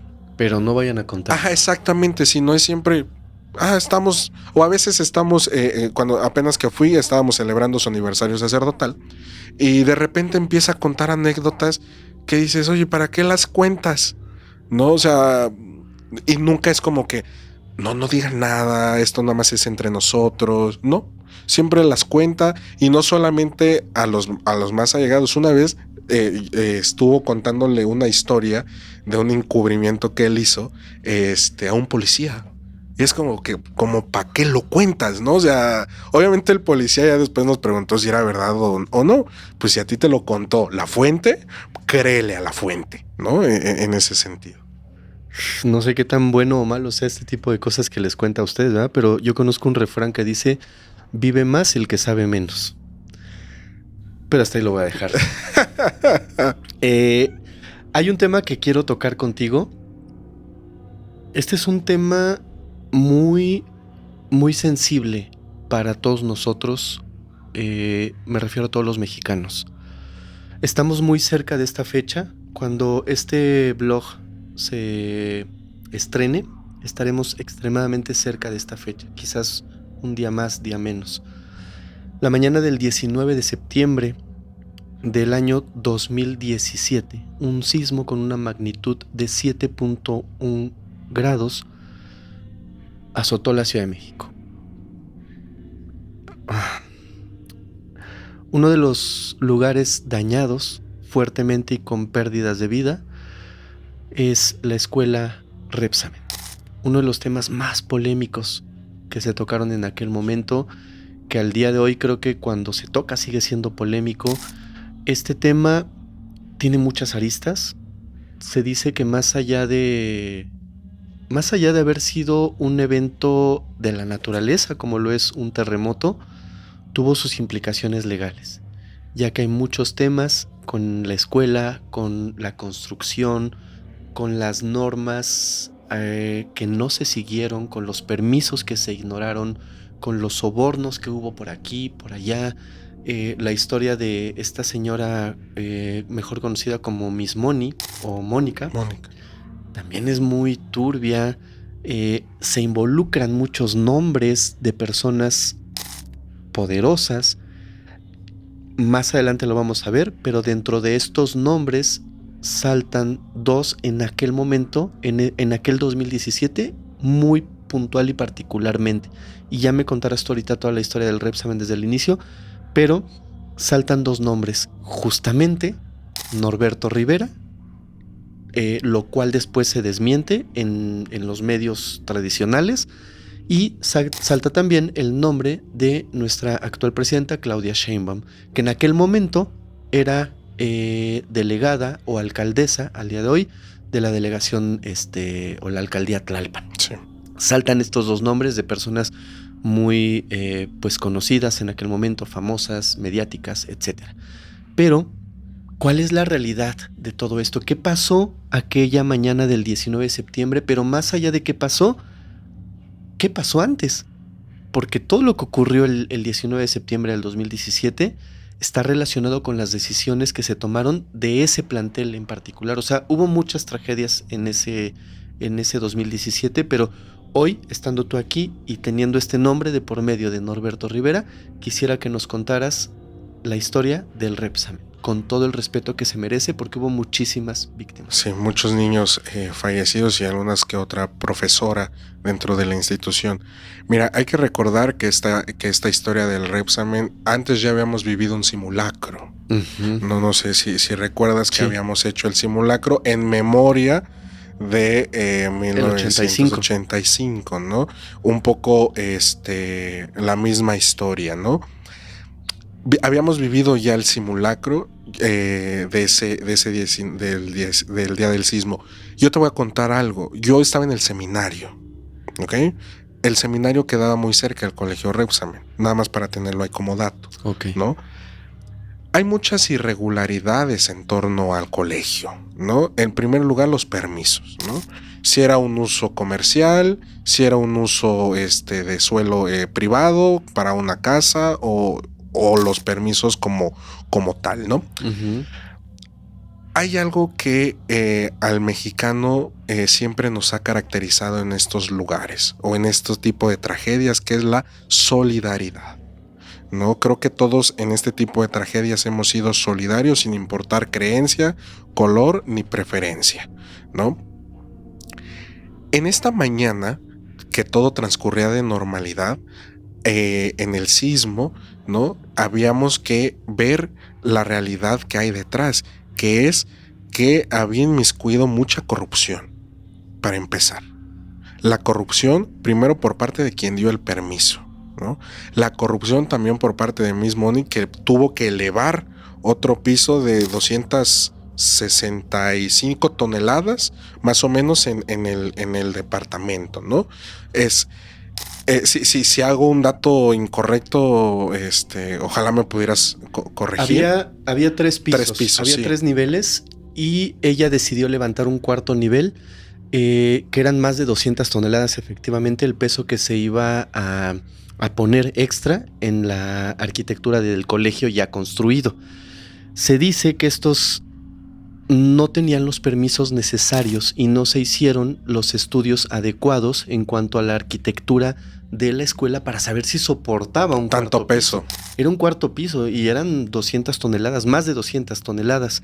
Entonces, hubo incluso intervención de las autoridades en varios momentos previos y el colegio incluso tendría que haber estado clausurado previo al 19 de septiembre del 2017 por haber incurrido en esta obra, la cual no tenía sustento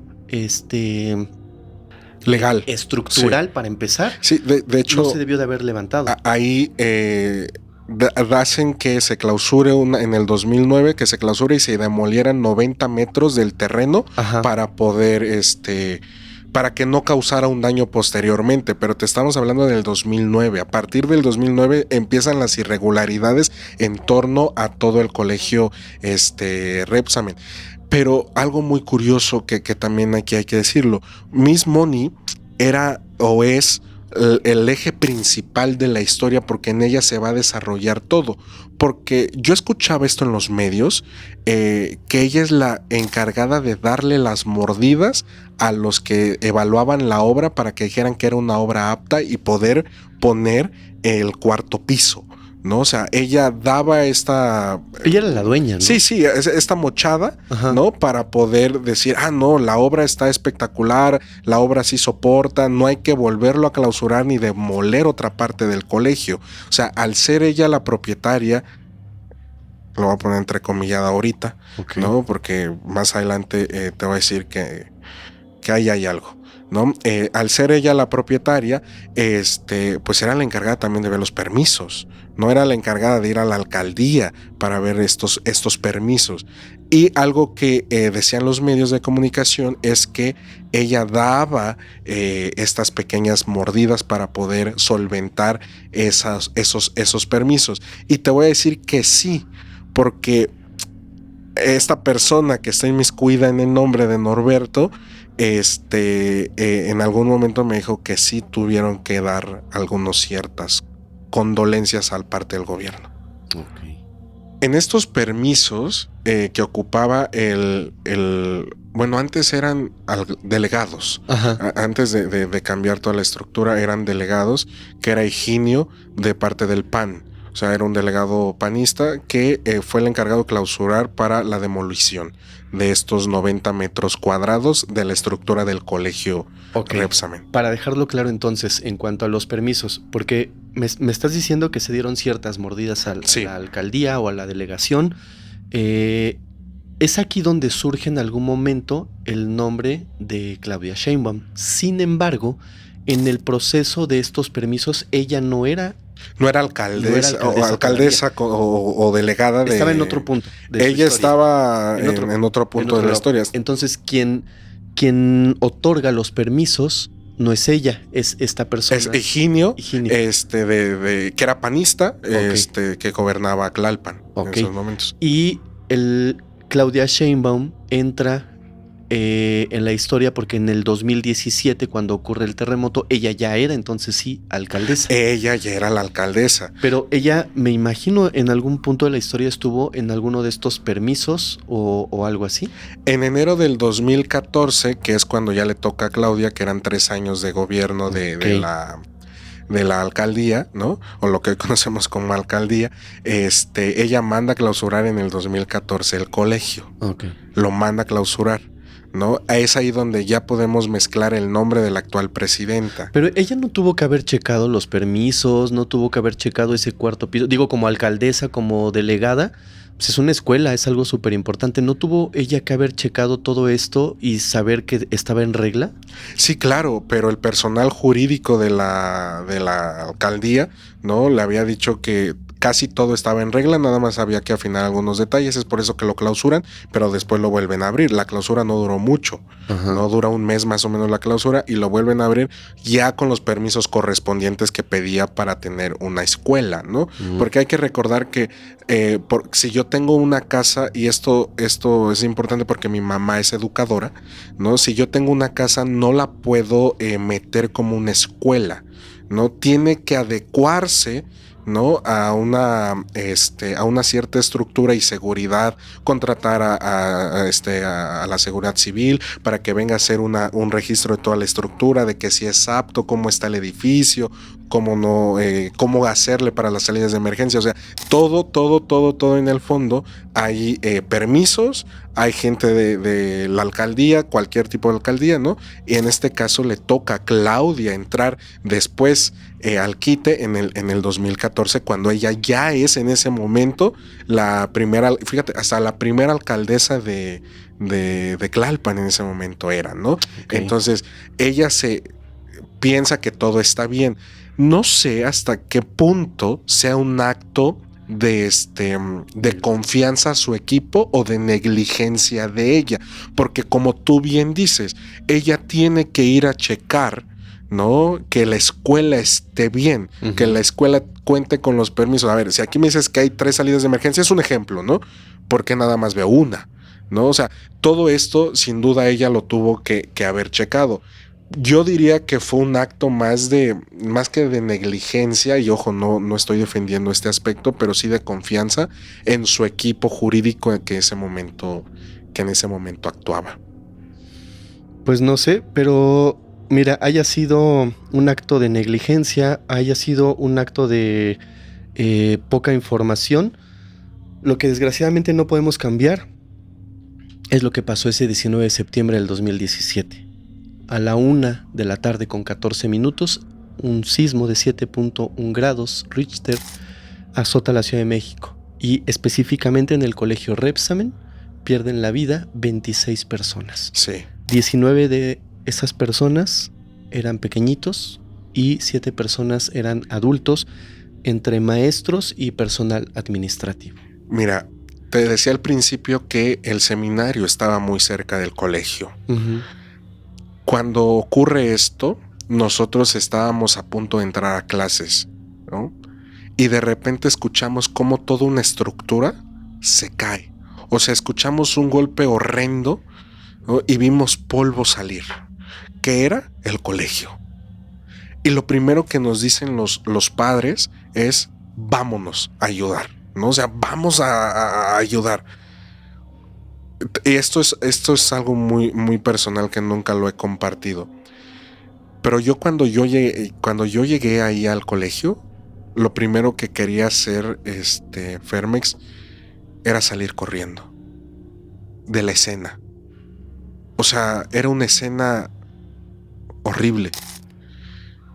Era una escena donde veías personas espantadas, veías niños, y esto es algo que me impresionó, gritando, pero estos gritos de ayuda desgarradores, de que venían de abajo de los escombros. A los 9 minutos llegó los papás, los padres de familia, y lo primero que hacían, hasta se me pone la piel chinita de volver a recordar esto, es gritar el nombre de los niños. Gritar a ver dónde estaban los pequeños, ¿no?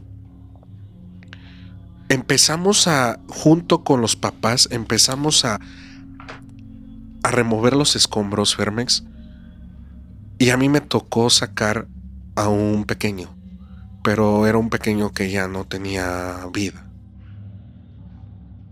Y recibirlo, porque era esta cadenita de tú lo recibes, se lo pasas a otra persona.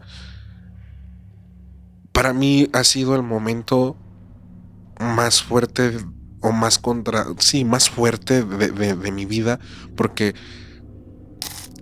nunca imaginé un suceso así en mi vida. Tenía la referencia del 85, pero era una referencia, ¿no? Que me habían contado mis papás, mis abuelos, pero una referencia. Nunca pensé que a mí me tocara algo así, y menos ver cómo el papá y la mamá le lloraban al pequeño. Yo en ese momento me acordé de mis hermanos también, de mi hermana que estaba en la escuela. Por mi cabeza pasaron mil cosas. Mi mamá, que es educadora de preescolar, dije, ¿qué tal si también allá pasó esto? Era un dolor que se vivía en ese momento en ese colegio, y después enterarte de todos estos actos de corrupción pasa a ser también una impotencia de las cosas, ¿no? Estuvimos ahí todo ese día, y al día siguiente estuvimos nada más mediodía, pero eran momentos de tensión, de saber si había alguien todavía con vida o no, ya sea un personal administrativo, un adulto o un propio infante. Yo sí te podría decir que este lugar es un lugar donde hay muchas lágrimas, donde hay mucho sufrimiento, donde hasta las maestras decían no sabíamos qué hacer, porque nada más había una salida de emergencia y estaba obstruida. Te comienzas a cuestionar hasta dónde es capaz de llegar la ambición, como te decía, en cuestión del dinero. Es que no se vale, de verdad. A mí me parecen, y soy demasiado sensible a estos temas, específicamente a estos dos sucesos ocurridos en 19 de septiembre, ambos, uno en el 85, el otro en el 2017. Entiendo que son, pues, eventos propios de la naturaleza, un temblor, pero donde llega el coraje, la ira, la impotencia, es cuando ves que por un acto de corrupción, por ahorrarte dinero, por ahorrarte material, por no hacer un estudio estructural de tu escuela, de tu edificio, personas inocentes tengan que perder la vida. Para mí fue muy fuerte, Fermex. Esto nunca lo he dicho. Y qué bueno que se tocó el tema. Para mí fue muy fuerte recibir a ese infante en mis brazos. No, lo imagino. O sea, ¿cómo te podré describir? El recibirlo entre los escombros y el que te dijeran ya no está. Es fuerte, porque te vuelvo a decir, mi mamá también en un kinder trabaja, y entonces también mi mente es, ¿cómo está mi mamá? ¿Cómo está mi hermana, que en ese momento estaba en secundaria? No sabía, pero lo que sí sabía es que en ese momento era tiempo de ayudar. Y nosotros, como estábamos, te vuelvo a repetir, estábamos en el seminario, fuimos en sotana. Y la gente te decía, pero ¿qué le pasó a mi hijo? ¿En verdad se va a ir al cielo? ¿En verdad? O sea, te bombardeaba de cosas que muchos sí nos quebramos. Yo te podré decir, yo, tal vez no en ese momento, pero llegando al seminario, sí lloré en la capilla, porque dije, ¿qué es lo que acabo de ver? Nunca me imaginé ver algo así en mi vida. Nunca me imaginé ser como le decían, este hilo de vida para sacar a las personas. O sea, nunca me imaginé. Yo después de eso, al día siguiente que subimos mediodía, yo ya no quise estar en los escombros, porque para mí fue muy impactante el tener a un niño en mis brazos. Para mí me puse en el lugar de los papás. Y después de ver la escena, después de que los papás llegaron y estaba el niño, ¿no? Ahí dices, wow. tú te vas confiado de que dejas a tu hijo en una escuela segura. Sí. Y cuando regresas, tu hijo ya no está. Fue un golpe muy fuerte, Sí, para los padres. y vuelvo a repetir, un temblor es un evento de la naturaleza que no podemos evitar. No se Sin puede. embargo, si muchas personas no hubieran caído en la corrupción, no hubieran caído en la ambición, hubieran hecho bien las cosas, otra historia hubiera sido. Al menos del tema que estamos tocando ahorita, que es el Repsamen, otro tema hubiera sido. Porque si no se hubiera pasado por alto los permisos esta señora Mónica, si no hubiera dado sobornos, si no le hubiera valido la vida de las personitas que tenía en sus manos, no hubiera levantado un cuarto piso, no hubiera metido 2 toneladas arriba de una escuela con una estructura que no las iba a soportar, es donde te da coraje. Y dices, no se vale, o sea, no se vale que haya hecho eso. Y te digo, a mí me es muy sensible porque, a diferencia tuya, yo sí viví el 85 y sí viví el 2017. Y cuando te das cuenta y empiezas a hacer una investigación y te das cuenta que se pudo evitar, hay cosas que no pueden, no se puede pudieron evitar. haber evitado, pero hay cosas que sí. Cuando te das cuenta que 19 niños se pudieron haber salvado si no hubiese habido negligencia. Y fíjate, hay algo más impresionante en esto, que es después a los medios sale esta señora a dar la entrevista después de esto diciendo que su escuela estaba en perfecto estado.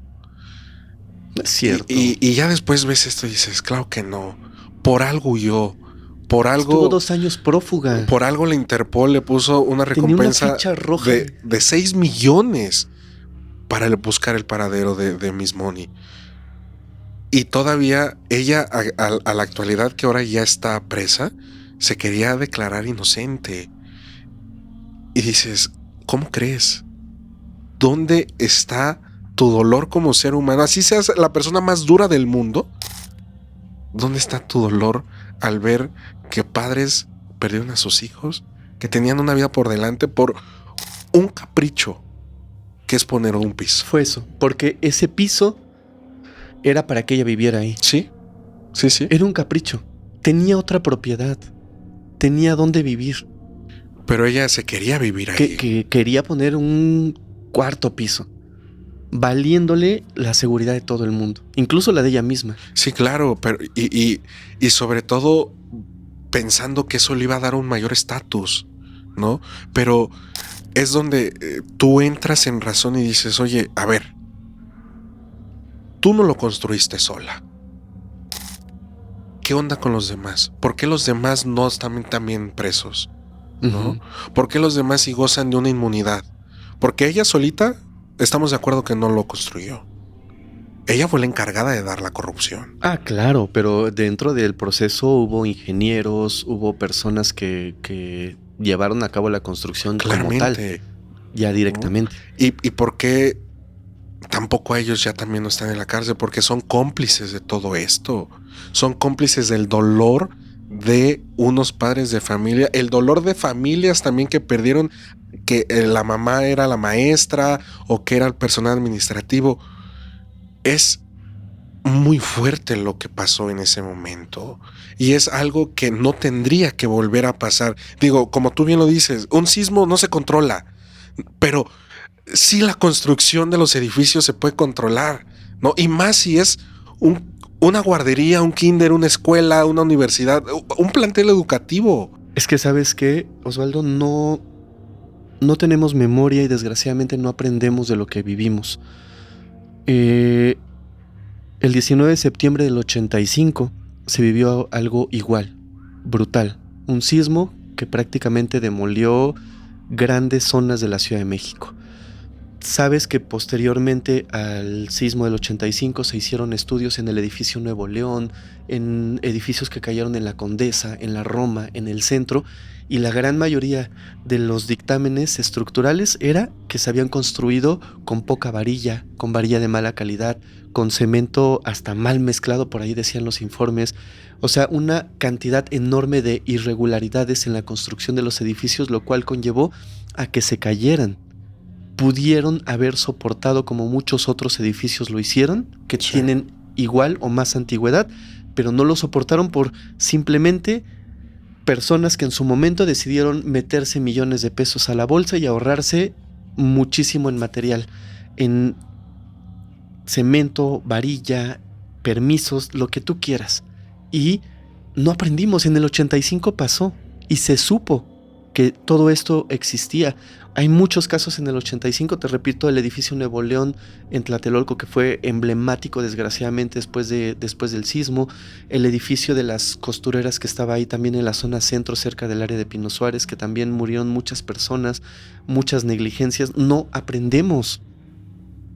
Quien no conoce su historia está condenado a repetirla, ¿no? Y más cuando hay dinero de por medio. O sea, Yo creo que sí conocían su historia, quienes permitieron todo esto. Yo creo que sí conocían su historia, quienes dieron los permisos para la construcción de ese cuarto piso. Lo que no dimensionaron es la cantidad de vidas inocentes que se iban a arrebatar si algo pasaba, gracias a su avaricia, sí. a su ambición, a sus caprichos como el de esta señora Mónica. Eso es lo que no dimensionaron, porque la historia sí la conocemos.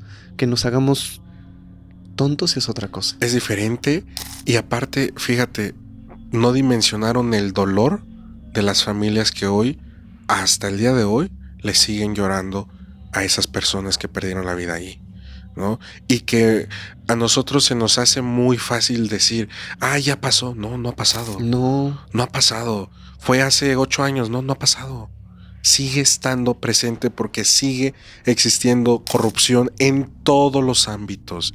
Y lastimosamente por esto, por la corrupción, por un capricho, ¿no? Por negligencia y por estupidez de una persona, perdieron la vida. Si eso pasó por eso, ¿a qué nos vamos a enfrentar posteriormente? Que hoy que la humanidad está más corrompida que en este sentido, ¿no?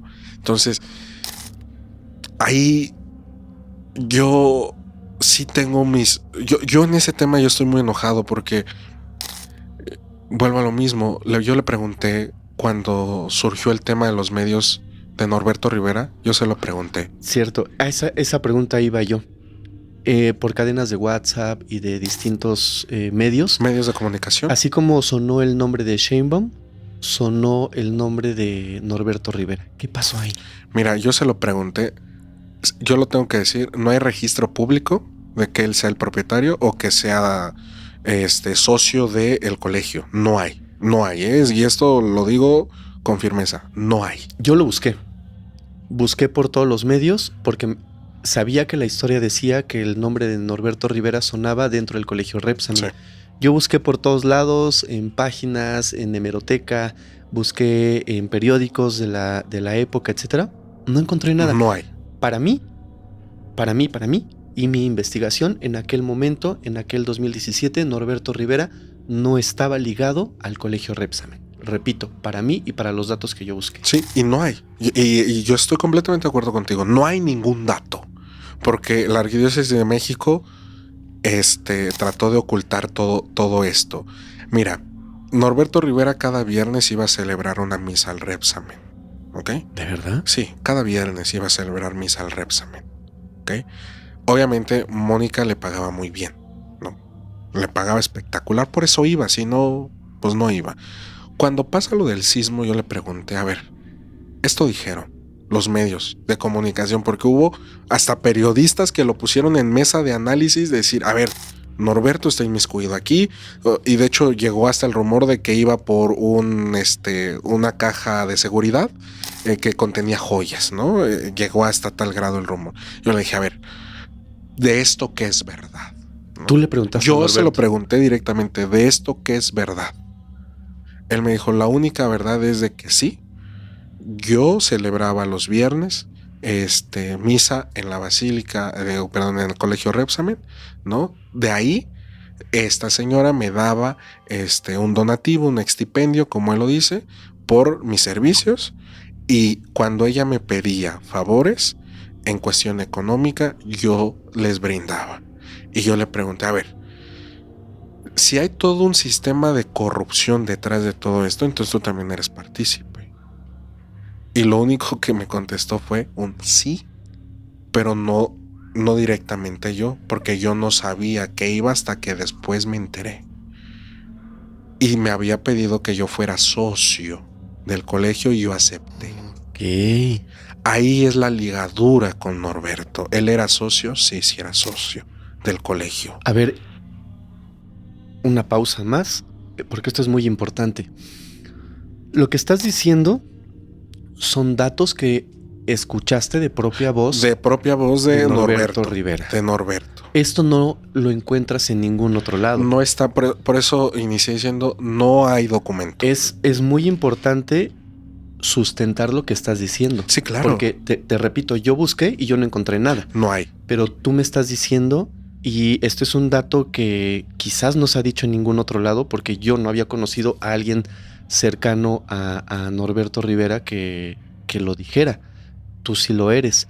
Y el dato que me estás dando es extremadamente importante y consideraría yo en su momento confidencial por parte de Norberto Rivera, porque todo mundo sabía que no. Y hoy vienes tú y me dices que sí tenía relación. Sí tenía una relación directamente con el colegio. Él iba a celebrar misa los viernes, ¿no?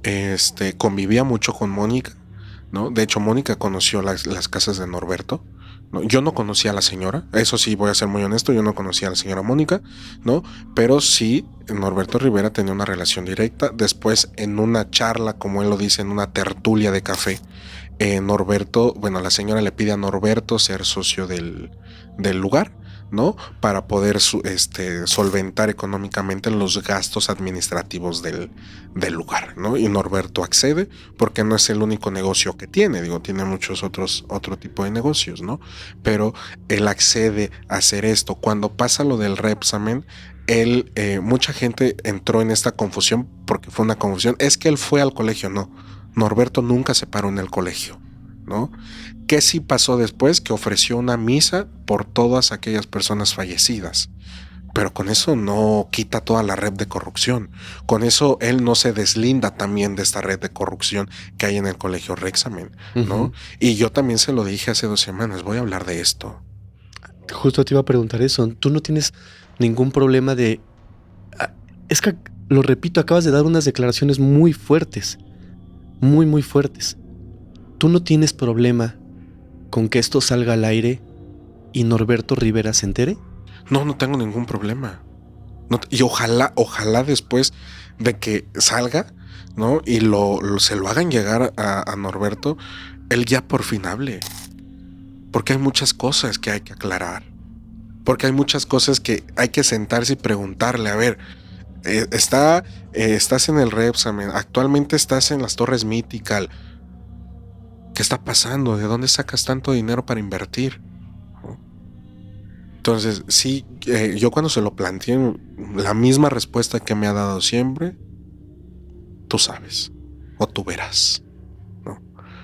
Pero nunca en un tono amenazante, sino en un tono relajado. También porque si es en un tono amenazante, yo no lo diría, ¿no? Porque sabría que habría un peligro. Uh-huh. Pero yo tengo esta teoría de Norberto, que él se quiere ir en paz, ¿no? Pero creo que no hay vuelta para atrás para lo que ha hecho. ¿Tú crees que a él le gustaría en algún momento pararse atrás de un micrófono y contarnos toda la verdad de tantas cosas en donde ha estado él? Pues yo no sé si le gustaría, porque después del atentado que tuvo, uh-huh, ¿no? Dejó de dar entrevistas, dejó de aparecer en todos los medios. Después del atentado que tuvo, que fue un atentado directo, uh-huh, ¿no? También te hablan, oye, ¿en qué andas metido? ¿No? O sea, realmente, el atentado, y lo voy a describir muy rápido, fue en su casa, uh-huh, en una de sus 2 casas que tiene, ¿no? Le llevaron... ¿Es algo público? Sí, sí, Ok. sí. Están los videos de la cámara de vigilancia de la casa de Norberto, ¿no? Ahí está público. Alguien que fue muy incisivo en el caso fue Ciro Gómez Leiva, Ajá. ¿no? Que pasó todo esto. Era un atentado directo contra Norberto para desvivirlo, ¿no? Era una cabeza humana la que le llevaban en un paquete, ¿no? Como diciéndole el siguiente eres tú. ¿No? Entonces, eso te habla de, oye, ¿en qué estás metido? Pues ¿No? quién O sea, sabe, ¿no? ¿en qué andas metido? Pero en este caso concreto del colegio Repsamen, por boca de él, claro, la gente me podrá creer, no me podrá creer, ¿no? Pero por boca de él yo sé que él era socio de esta Mónica, ¿no? Y que él iba a celebrar los viernes al colegio, y después de lo que pasa del colegio, él ofrece una misa por esas personas que han fallecido, por estos infantes, por este personal administrativo que ha fallecido, ¿no? Y a partir de ese momento lleva una vida pública más discreta, ¿no? Hasta el atentado. Wow, qué impresión, ¿eh?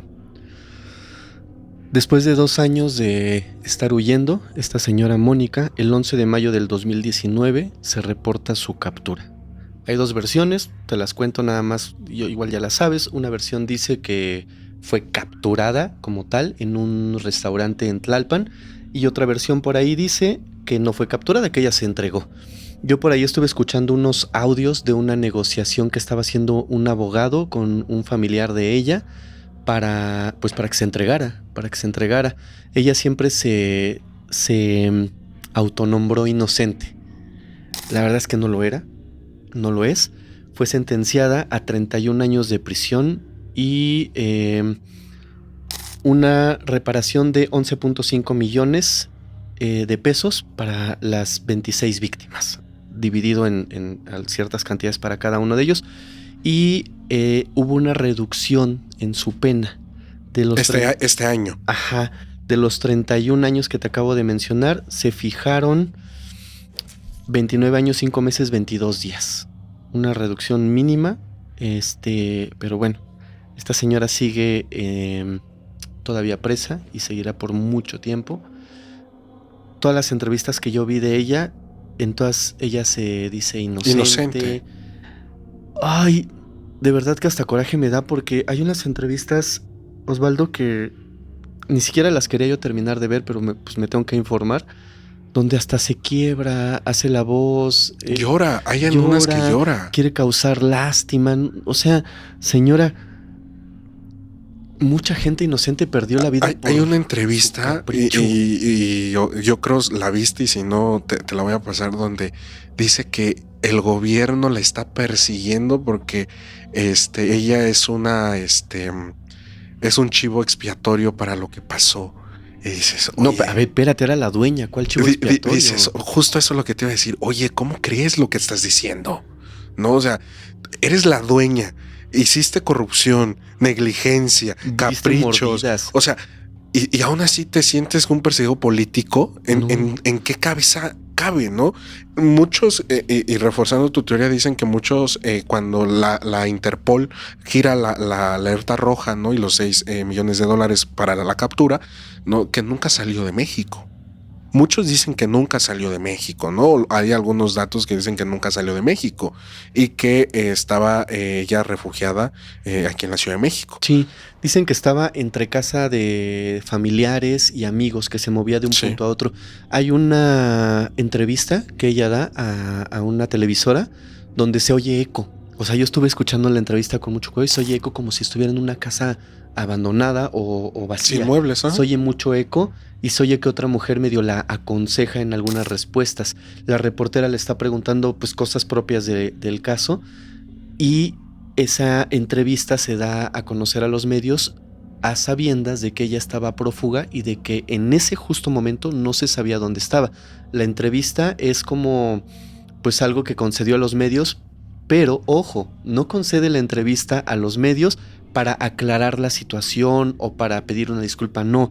Ella, desde mi punto de vista, concede la entrevista a los medios únicamente para tratar una vez más de limpiar su imagen, Sí. para causar lástima en ese momento y para decir, no, yo no tuve la culpa, yo no hice nada, yo era una persona que quería a mis niños. Sí, señora, si los hubiera querido no hubiera construido un maldito cuarto piso. Si no hubiera dado dinero para saltarse los trámites, que es muy típico en el mexicano, Le lastimosamente. valió. Le valió gorro y le valió también la vida de los niños y de sus propios empleados. O sea, creo que es el mayor caso, uno de los mayores casos de corrupción que ha acabado en tragedia en este país. Y es muy curioso porque esto mancha el currículum de Claudia, la que hoy es nuestra presidenta, Claudia Sheinbaum, ¿no? De mi padrino Norberto. Pero posteriormente hay otro incidente que mancha a Claudia, que es lo del metro. Digo, ya...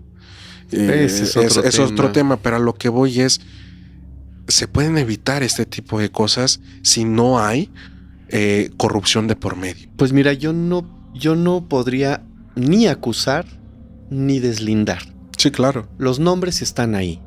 Claudia Sheinbaum y Norberto Rivera. El que me acabas de super aclarar, o a todos, es Norberto Rivera. Yo no puedo ni acusar ni deslindar porque pues yo no tengo pruebas en contra de ninguno de ellos, incluido Norberto Rivera, aunque tú me lo hayas contado, a mí no me consta. Sí, claro. No me consta, solamente lo tengo de tu propia voz. Sin embargo, son nombres que sonaron en ese momento y que si tuviesen alguna culpa tendrían que pagar. Y si no la tienen, pues vaya, no la tienen y punto, se acabó, ¿no? Pero si la tuviesen, tendrían que pagar al igual que pagó esta señora o está pagando en la cárcel Mónica. Pero pues no me consta, no sé si tienen o no tienen, no puedo acusar directamente a ninguno de los dos porque no tengo pruebas de nada. De nada, claramente. Nada, más allá de lo que me contaste tú de Norberto y de Sheinbaum, pues lo que me queda claro pues es que en el momento de años atrás no era todavía alcaldesa o delegada y no tuvo que ver directamente con estos permisos que se emitieron. Se emitieron en el 2009. Ajá, cuando ella llega a ser alcaldesa o delegada en 2017, pues a lo mejor tuvo que hacer una inspección. No sé si directamente ella o personal que ella designara, no sé si lo hizo. Sí, el personal administrativo. Ajá, entonces nos quedamos con un montón de especulaciones y de datos no conclusos. Y nos quedamos también, querido Fermex, con el dolor de ese momento los padres. Yo en verdad, y esto es algo que yo deseo, digo, es algo improbable, que no va a pasar, pero que nunca vuelva a pasar un suceso así, porque el dolor es mucho, ¿no? Y yo te lo digo desde el corazón, que estuve allí en el colegio, que tuve en mis brazos a un pequeño en el colegio, y es una escena desgarradora. Sí. Al ver a los padres llorando, sacados de sus casillas. En verdad le querían pegar en ese momento a Mónica. Los policías los detuvieron. Te digo una cosa, en una de las entrevistas ella dice, directamente, que a la llegada al colegio, o sea, su llegada al colegio, perdón, que los padres se le acercaban y que la abrazaban y que le decían, no, Miss Moni, no tiene nada que explicarnos. No es cierto. Yo estuve ahí y le querían pegar. Le querían pegar porque ellos no sabían del piso que había construido para ella. Pero linchar. Sí de que la puerta de emergencia estaba inservible, no servía, tenía ahí varias cajas y no se podía abrir. Por ese lado le querían pegar y estaban muy enojados. Eso sí me consta porque yo lo vi y todos mis compañeros del seminario lo vimos. Tuvo que entrar la Secretaría de Seguridad Pública para sacarla del lugar. Ella dice lo contrario. No es cierto. Ahí está la entrevista, son sus palabras, y dice que específicamente el caso de un papá que perdió a una pequeñita, que la abrazaba y que le decía, no, usted no tiene nada que explicarme, usted fue casi la mamá de mi hija. O sea, ella lo dice y a mí hasta coraje me da, te lo juro.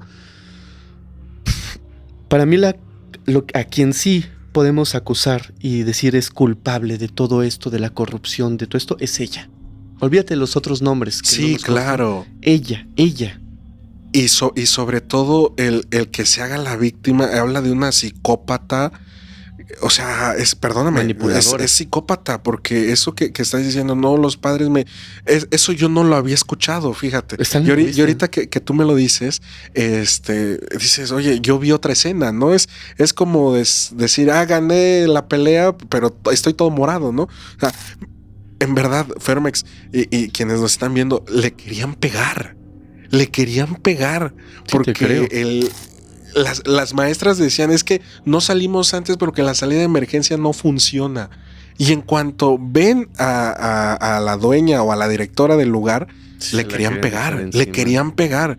Porque no, y va a sonar muy peyorativo, pero no quiero que suene así. No era un niño quien falleció. No fue un niño, fueron muchos. Y aparte personal administrativo, ¿no? Entonces, la Secretaría de Seguridad Pública la sacó del lugar para que no lo pudieran pegar, ¿no? Y después los medios de comunicación la rodearon, porque eso yo también lo vi, para hacerle las primeras entrevistas, ¿no? De que ella era la dueña, que qué había pasado, que si todo estaba bien en el colegio. Y ella, su primera entrevista es, el colegio funcionaba perfectamente. No es cierto. Mentira. Es una completa mentira. Mira, ¿no? ese cuarto piso fue la peor decisión que pudo haber tomado, su peor capricho. Pues, perdóname. Yo sí me queda algo claro, es que a veces la justicia tarda en llegar. Pero cuando llega la justicia, por más que tú digas que eres inocente, la historia es la encargada de ponerte en tu lugar y decir, eres culpable de esto que hiciste por tu propio capricho y por tu propio egocentrismo, que todo quieres que gire alrededor de ti. Totalmente de acuerdo. Y pues mira, desde aquí mandamos un abrazo muy fuerte a todos esos padres que perdieron pequeñitos aquel 19 de septiembre. Y me parece que contar esta historia, hacer saber que hubo culpables, hacer saber que se pudo evitar, es un pequeño homenaje, porque no se vale que lo dejen en el olvido. Claro. Hubo culpables, sí. La principal es esta señora, Mónica, y todos los que estuvieron alrededor de ella construyendo y levantando sin permisos. Sí, hay culpables. Ella ya está en prisión. Pero no olvidar este caso es crear un pequeño homenaje para esas personitas que perdieron la vida, tanto pequeños como adultos, aquel 19 de septiembre. Hubo en la Alameda del Sur, se levantó un memorial conmemorativo en febrero del año 2023, donde se pusieron los nombres de las 26 víctimas de aquel terremoto. De hecho, estuvo Claudia Sheinbaum y pidió una disculpa. Pidió una disculpa porque así se lo sugirió también la Comisión Nacional de los Derechos Humanos, si no me equivoco. Ella lo dice tal cual, a sugerencia de, vengo y pido una disculpa. No voy a hacer comentarios. Se levanta este memorial con los nombres de estas 26 personas. Y al día de hoy, tristemente, este memorial está olvidado, abandonado, vandalizado. Era una fuente que surgían unas luces ahí. Ya no funciona, no tiene agua. Es increíble, ¿no? Que ni siquiera eso pudieron... Algo mínimo no lo pudieron hacer bien. Esa pequeña parte no pudieron respetar. Sí, justamente. Y te habla de la insensibilidad que tenemos en muchas ocasiones, ¿no? Para que hagamos conciencia de ser sensibles. Hay algo que yo siempre he tenido muy en mente, ser empáticos. Sí, totalmente. Tal vez ahorita, digo, y esto aplica en cualquier ámbito, no te toca a ti, pero después sí. Y si tú quisieras que te ayudaran, primero ayuda. Claro. O sea, no hay que olvidar nuestra historia. Totalmente. ¿no? Entonces, estos pequeños no hay que olvidarlos. Tampoco hay que olvidar lo que ha pasado. Para que después, si vuelve a pasar, así como tú bien me lo describías del 85 que pasó, volver a decir, ya hay 2 experiencias. Una tercera ya no puede volver a pasar. No, y es un llamado Ya se hicieron construcciones en el 85 y se vieron las deficiencias. Previo al 85 se hicieron edificaciones y se vieron las deficiencias. Posterior al 85 se hicieron nuevas construcciones después del 85 y se vieron las deficiencias en el 2017. Hoy por hoy se están construyendo alrededor del Valle de México y dentro un montón de nuevos edificios, tanto habitacionales como de todo tipo de uso de suelo. Sí. El llamado es, por favor, no antepongan la ambición, no antepongan el dinero antes que las vidas de las personas que van a estar en esas nuevas construcciones, porque no sabemos qué pase. Hoy estamos 2025, cerquitita del aniversario luctuoso de 2017 y de 1985. Tengamos un poco de conciencia y no antepongamos la ambición sobre las vidas de otras personas. Le has dado al clavo la ambición, porque la alcaldía Tlalpan fue la más afectada en el 2017 por tema de irregularidades en los cimientos donde se construía. Está el Repsamen, está el condominio también de Tlalpan, donde también se cayeron muchos edificios, ¿no? Y entonces te habla de una red de corrupción que se llevaba a cabo en la alcaldía, ¿no? Y que todos obraron mal y que eso se pudo haber evitado. Totalmente. ¿No? Siguiendo las simples normativas de construcción y teniendo puertas de emergencia. Pero no se hizo. Lastimosamente no se hizo, amigo Fermex, y no queda más que no olvidar a estos pequeños, no olvidar lo que pasa, porque eso nos va haciendo más solidarios, más empáticos y sobre todo no permitir que vuelva a pasar algo similar. Así es, no olvidar a los pequeños, a las maestras y al personal administrativo que desafortunadamente perdieron la vida en ese día. Así, exactamente. Amigo, muchísimas gracias. Han sido temas muy fuertes. Son temas que a mí en lo particular me pegan mucho, estos de los sismos del 85 y el 17, porque pues yo los viví, ambos. El del 85 yo era un niño, en el 2017 también lo viví, también tuve la oportunidad de ayudar en mover escombro y todo esto en la colonia del Valle, justo en la calle de Gabriel Mancera cayó un edificio y pues ahí anduve, ¿no? Ahí anduve tratando de ayudar con lo poquito que uno puede hacer en ese momento. Y es algo que me pega mucho, ¿sabes? O sea, son temas muy fuertes porque se te viene toda la mente. Se te vienen esos recuerdos y se me empieza a aflorar ese sentimiento otra vez. Pero te agradezco mucho que hayamos compartido todos estos temas tan fuertes y te agradezco que hayas aceptado venir como invitado acá a Criminalmente. Muchas gracias, amigo Fermex, por la invitación. Ha sido un placer. Gracias porque me abriste tu espacio, ¿no? Y sobre todo, yo quiero decirle a la gente que hay que hacer conciencia de lo que queremos para poder ser mejores personas. Totalmente. Pues gracias y antes de irnos, por favor, Osvaldo, compártenos una vez más plataformas, redes sociales, otra vez tu proyecto que viene nuevo, todo. El proyecto que ya está se llama Invitado a lo Desconocido, que es con Armando, vuelvo a lo mismo, son temas más esotéricos, de demonios, de iglesia, aquello que se esconde detrás cuando se cierran las puertas de la iglesia. Y el próximo proyecto de su servidor, donde ya voy a estar individual, se llama Relatos de lo Prohibido. Ok, perfecto, pues ahí le estaremos echando un ojito. Muchas Nuevamente, gracias. Muchísimas gracias por habernos acompañado el día de hoy. Espero que no sea la última vez. Tienes las puertas abiertas para un próximo capítulo donde abordemos pues otros temas. Amigo, muchas gracias a tu producción también porque hace posible todo esto. No, hombre, gracias. Amigos, muchísimas gracias por haber llegado hasta el final de este capítulo. Espero les haya gustado toda la información que hoy les expusimos aquí y nos vemos, ya saben, la próxima semana en un nuevo capítulo de Criminalmente, donde juntos exploraremos las historias que merecen ser contadas. Muchas gracias. Hola comunidad, ¿cómo están? Oigan, últimamente hemos recibido cada vez más mensajes de ustedes diciéndonos que no se enteran de nuestros estrenos y actualizaciones a pesar de ser suscriptores en YouTube de nuestro canal Criminalmente. Hoy les traigo un pequeño tutorial súper rápido además para resolver este problema y muy sencillo. Hay que activar todas las notificaciones de nuestro canal porque a veces YouTube no les avisa de nuestros nuevos episodios por una cuestión meramente de configuración, pero con estos sencillos pasos estarán siempre en primera fila para cada estreno. Número 1. Nos vamos al canal de Criminalmente. Número 2. Encontraremos la campanita que está muy cerca del logo de Criminalmente o debajo de cada video. Número 3. Le vamos a dar clic en la campanita y en el menú que se despliega vamos a seleccionar la opción o palabra que dice todas. Listo.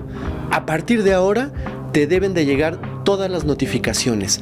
De esta forma estarán conectados con cada historia que subamos. Comunidad, de verdad, muchas gracias por ser parte de Criminalmente y por tomarse este momento para activar las notificaciones. Con esta sencilla acción se aseguran de no perderse ningún post, avance, capítulo y estreno en vivo de Criminalmente, donde semana a semana exploraremos juntos las historias que merecen ser contadas. Muchas gracias, nos vemos pronto, chao.